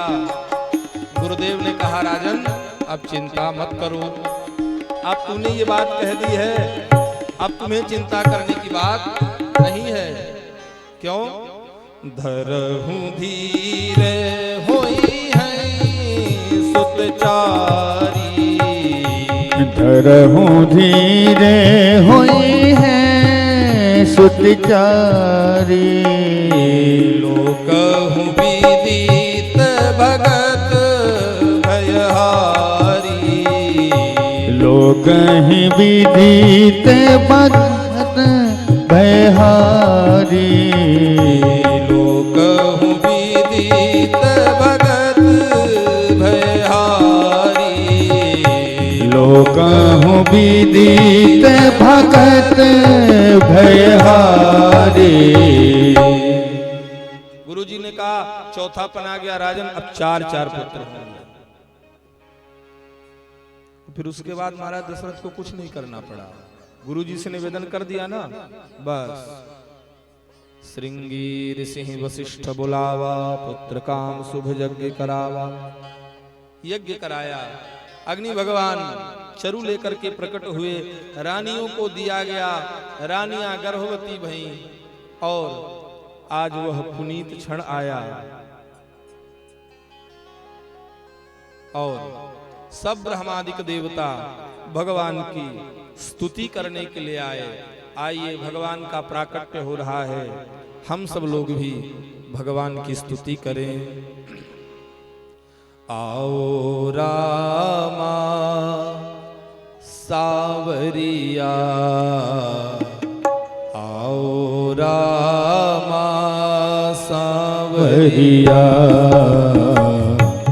आओ रामा सावरिया, आओ रामा सावरिया। नवमी तिथि मधुमास पुनीता, शुक्ल पक्ष अभिजित हरि प्रीता। नवमी तिथि मधुमास पुनीता, शुक्ल पक्ष अभिजित हरि प्रीता। मध्य दिवस अति शीतन घामा, पावन काल लोक विश्रामा। मध्य दिवस अति शीतन घामा, पावन काल लोक विश्रामा। आओ रामा सावरिया, आओ रामा सावरिया, आओ रामा सावरिया, आओ रामा सावरिया। सुर समूह विनती करी, पहुँचे निज निज धाम। जग निवास प्रभु प्रगटे, अखिल लोक विश्राम। सब ब्रह्मादिक देवता भगवान की स्तुति करके और जैसे ही अपने अपने धाम को पधारे, ठीक उसी समय मध्याह्न के समय, ठीक दोपहर में भगवान का प्राकट्य हो गया। बोल राजा रामचंद्र भगवान की जय हो। आज कौशल्या जी के एक पुत्र, महारानी कैकेयी के एक पुत्र और सुमित्रा के दो पुत्र हुए हैं। जैसे ही महाराज दशरथ को पता चला, पुत्र की सूचना मिली, दशरथ पुत्र जन्म सुनिकाना मानो ब्रह्मानंद समाना, मानो साक्षात ब्रह्मानंद प्रकट हुआ है। हो क्यों ना, ब्रह्मानंद तो प्रकट ही हुआ है। जो जगन नियंता जगत आधार परम पिता परमात्मा है, आज वह दशरथ कौशल्या के घर पुत्र बन करके आया है। महाराज अयोध्या में उत्सव मनाया जाने लगा, घर घर बधाइयां बज रही हैं, उत्सव बज रहे हैं, उत्सव हो रहे हैं। आइए हम लोग भी भगवान के उत्सव में एक भजन गाएं, उत्सव मनाएं और उसके बाद जन्म की सोहर गाएंगे और भगवान का आनंदोत्सव मनाएंगे। घर घर आनंद छायो अयोध्या नगरी में, घर घर आनंद छायो अयोध्या नगरी में, घर घर आनंद छायो अयोध्या नगरी में, घर घर आनंद छायो अयोध्या नगरी में, कौशल्या सुत जायो अयोध्या नगरी में, कौशल्या सुत जायो अयोध्या नगरी में। बोल राजा रामचंद्र की जय हो। आनंद के साथ दोनों हाथ से ताली की सेवा करते हुए आनंद के साथ जन्मोत्सव मनाइए।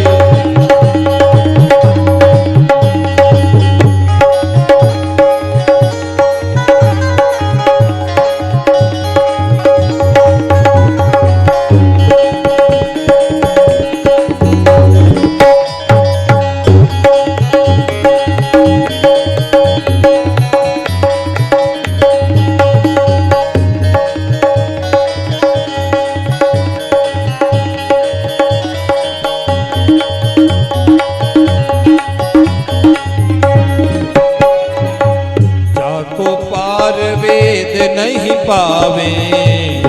पार वेद नहीं पावे, जाको पार वेद नहीं पावे, जाको पार वेद नहीं पावे, नेति नेति कही महिमा गावे, नेति नेति कही महिमा गावे, नेति नेति कही महिमा गावे, नेति नेति कही महिमा गावे। सो बेटा बनी आयो अयोध्या नगरी में, सो बेटा बन आयो अयोध्या नगरी में, घर घर आनंद छायो अयोध्या नगरी में, घर घर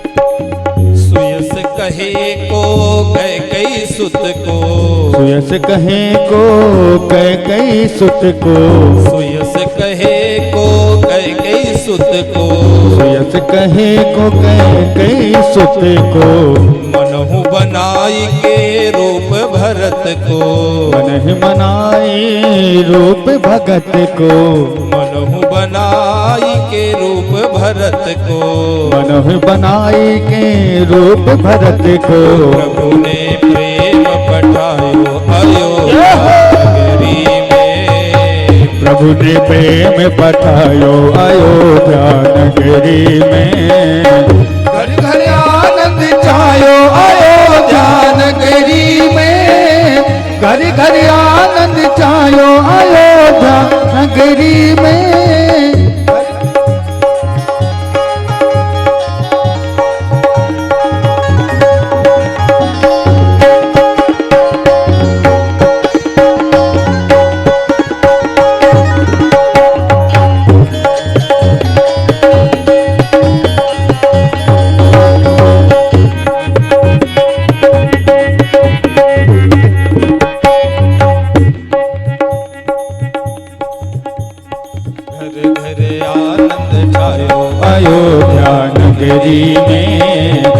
घर आनंद छायो अयोध्या नगरी में।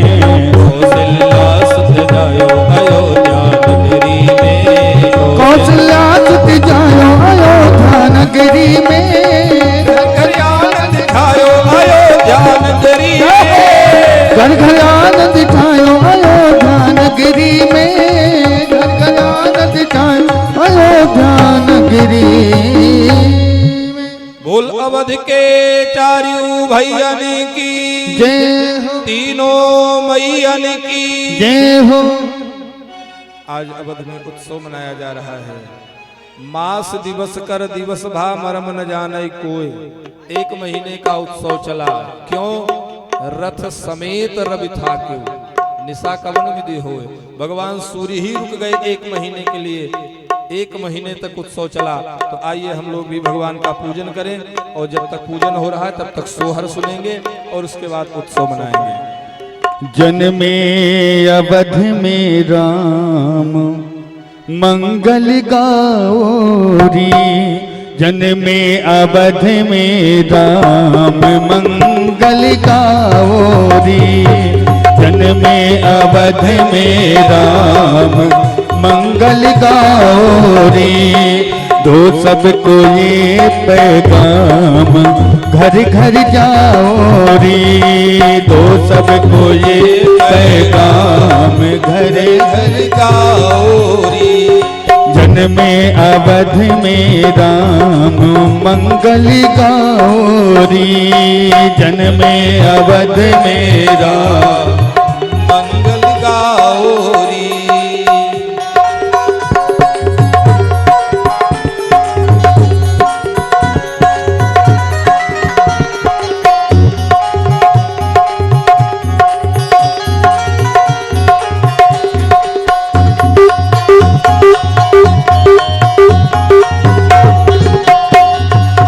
कौशल्या रानी को सब दो बधाई। कौशल्या रानी को सब दो बधाई। आई रे आई ये शुभ घड़ी आई। आई रे आई ये शुभ घड़ी आई। मिलकर चलो रघुधाम मंगल गौरी। मिलकर चलो रघुधाम संग मेरे आओ री। जन्मे अवध में राम मंगल गौरी। जन्मे अवध में राम मंगल गौरी।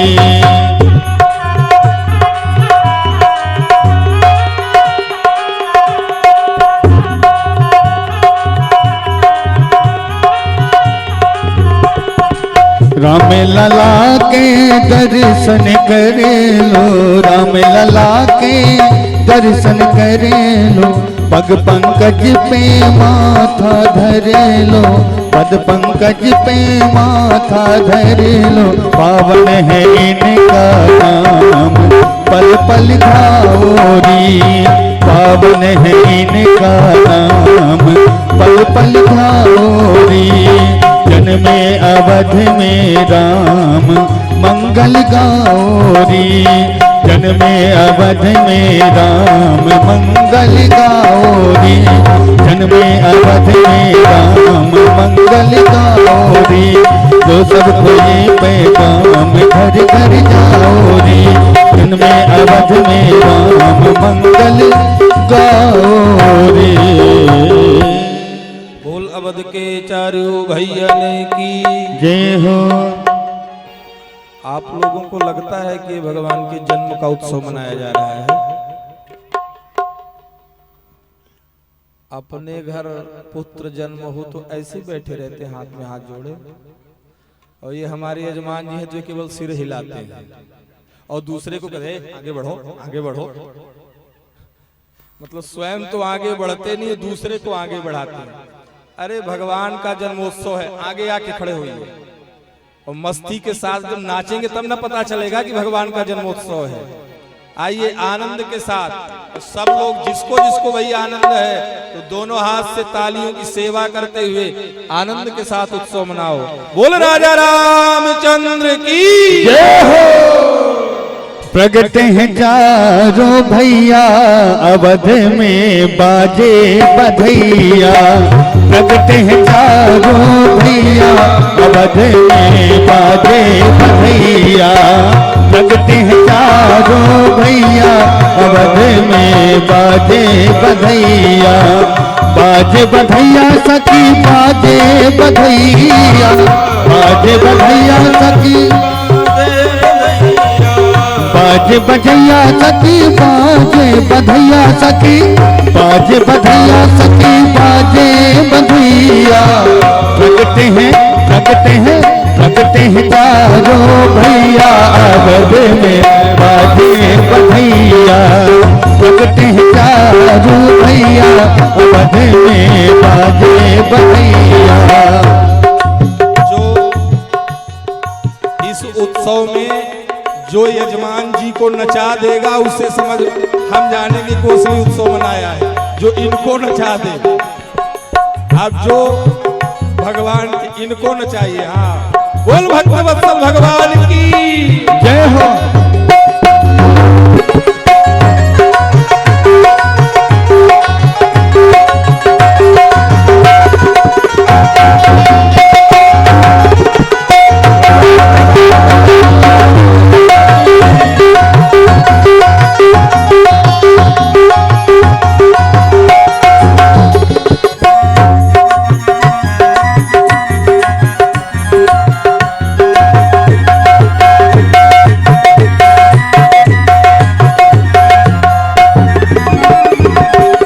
जगमग जगमग दियल जलते हैं। जगमग जगमग दियल जलते हैं।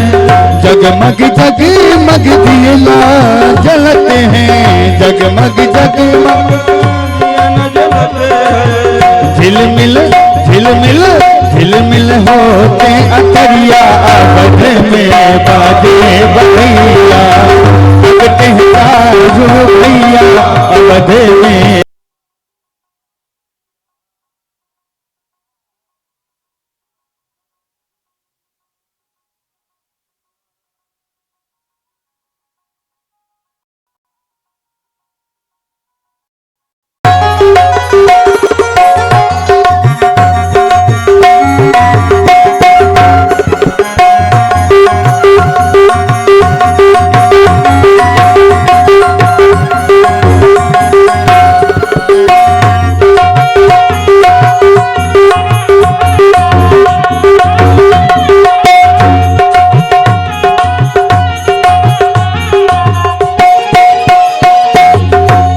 लुटावे हीरा मोती।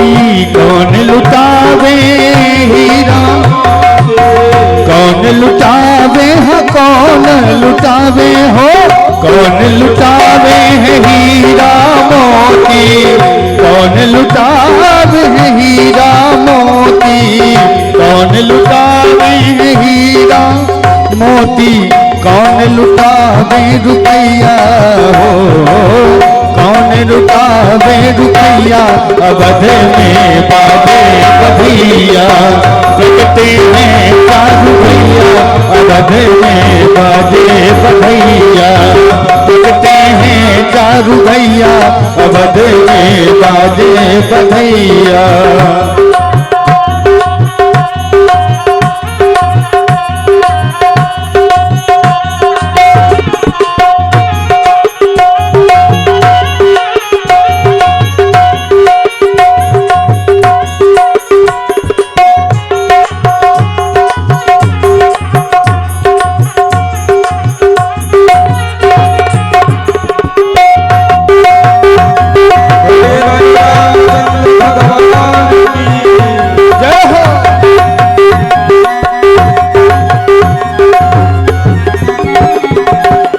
राजा लुटावे हीरा मोती। राजा लुटावे राजा लुटावे हीरा मोती। राजा लुटावे मैया हो मैया लुटावे रुपैया बध में बाजे बधैया लगते हैं चारों भैया बध में बाजे बधैया लगते हैं चारों भैया बध में बाजे बधैया हो बाजे बधैया बाजे बधैया हो बाजे बधैया लगते लगते बाजे बधैया लगते हैं जब भैया बध में बाजे लगते हैं जब भैया बध में बाजे बधैया रंग गुब्बारों से मंडप सजाया है माखन मावी का एक केक मंगाया है इसको चखेगा श्याम हम सब बोलेंगे हैप्पी बर्थडे टू यू हम सब बोलेंगे हैप्पी बर्थडे रंग गुब्बारों से मंडप सजाया है माखन मावी का एक केक मंगाया है इसको चखेगा श्याम हम सब बोलेंगे हैप्पी बर्थडे टू यू हम सब बोलेंगे happy birthday to you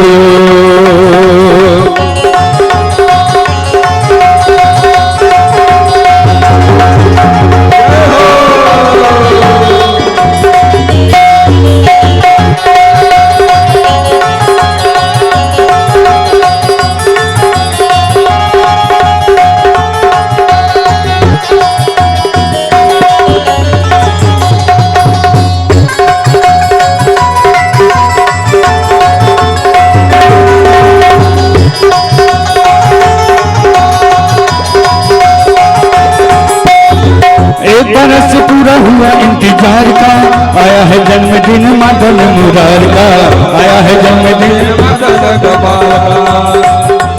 Madan Murar का एक बरस पूरा हुआ इंतजार का आया है जन्मदिन मदन मुरार का आया है जन्मदिन मदन मुरार का बस की अष्टमी है मौसम बहार का सपना हुआ है पूरा दिल बेकरार का कैसे चुप में रहूंगा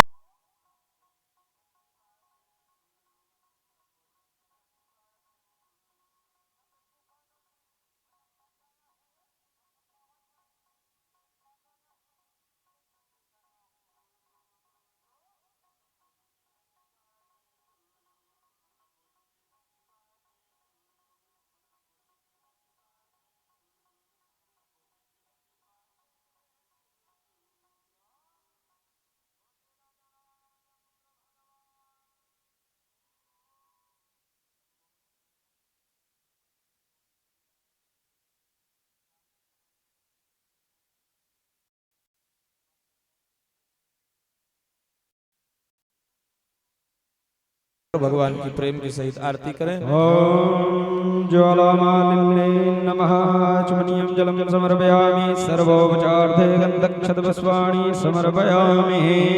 ओम चन्द्रमा मनसो जातचक्षुः सूर्यो अजायत श्रोत्रादश्च प्राणश्च मुखादग्निरजायत। मन में बसा कर तेरी मूर्ति उतारूं मैं भगवन तेरी आरती। मन में बसा कर तेरी मूर्ति उतारूं मैं भगवन तेरी आरती। मन में बसा कर तेरी मूर्ति उतारूं मैं भगवन तेरी आरती। मन में बसा कर तेरी मूर्ति उतारूं मैं भगवन तेरी आरती। मन में बसा कर तेरी मूर्ति उतारूं मैं भगवन तेरी आरती। करुणा करो कष्ट हरो ज्ञान दो भगवन। पाँव में फंसी नाव मेरी तार दो भगवन। करुणा करो कष्ट हरो ज्ञान दो भगवन। पाँव में फंसी नाव मेरी तार दो भगवन। दर्द की दवा तुम्हारे पास है। दर्द की दवा तेरे पास है। जिंदगी दया की है भीख मांगती, मैं बसा कर तेरी मूर्ति उतारूं मैं भगवान तेरे आरती। मांगू तुझसे क्या मैं यही सोचूं भगवन, जिंदगी जब तेरे नाम कर दी अर्पण। मांगू तुझसे क्या मैं सोचो भगवन, जिंदगी जब तेरे नाम कर दे अर्पण। सब कुछ तेरा कुछ नहीं मेरा, सब कुछ तेरा कुछ नहीं मेरा। चिंता है तुझको प्रभु संसार की, मन में बसा कर तेरी मूर्ति उतारो मैं भगवन तेरी आरती। वेद तेरी महिमा गाए संत करे ध्यान, नारद गुणगान करे छेड़े वीणा तान। वेद तेरी महिमा गाए संत करे ध्यान, नारद गुणगान करे छेड़े वीणा तान। भक्त तेरे द्वार करते हैं पुकार, भक्त तेरे द्वार करते हैं पुकार। सास व्यास तेरी गाए आरती, मन में बसा कर तेरी मूर्ति उतारूं भगवन तेरी आरती। कर्पूर गौरम करुणावतारम, संसार सारम भुजगेन्द्रहारम। सदा वसंतम हृदयारविन्दे, भवमा भवानी सहितं नमामि। त्वमेव माता च पिता त्वमेव, त्वमेव बन्धुश्च सखा त्वमेव, त्वमेव विद्या द्रविणो त्वमेव, त्वमेव सर्वं मम देव देवा, मम देव देवा, मम देव देवा। ओम जलेन शीतले गरणं पुष्पै देवाधिवन्दनं मार्दे आरोग्यार्धे आत्मादिवन्दनं हस्तो प्रक्षाल्यः। ओम देवो शान्तिरन्तरिक्षं शान्तिः, पृथिवी शान्तिरापः शान्तिरोपदयः, शान्तिः वनस्पतयः शान्तिर्विश्वे देवाः, शान्ति ब्रह्म शान्ति द्रवकं शान्तिः, शान्तिरेव शान्तिः सामा शान्तिरेधि। हरिः ओम। ओम जजनेन जगमे जन्तदेवस्थानि धर्माणि पदमान्यासन्नः, तेहनाकं महिमानः सजन्तजत पूर्वे साध्याय सन्ति देवाः। ओम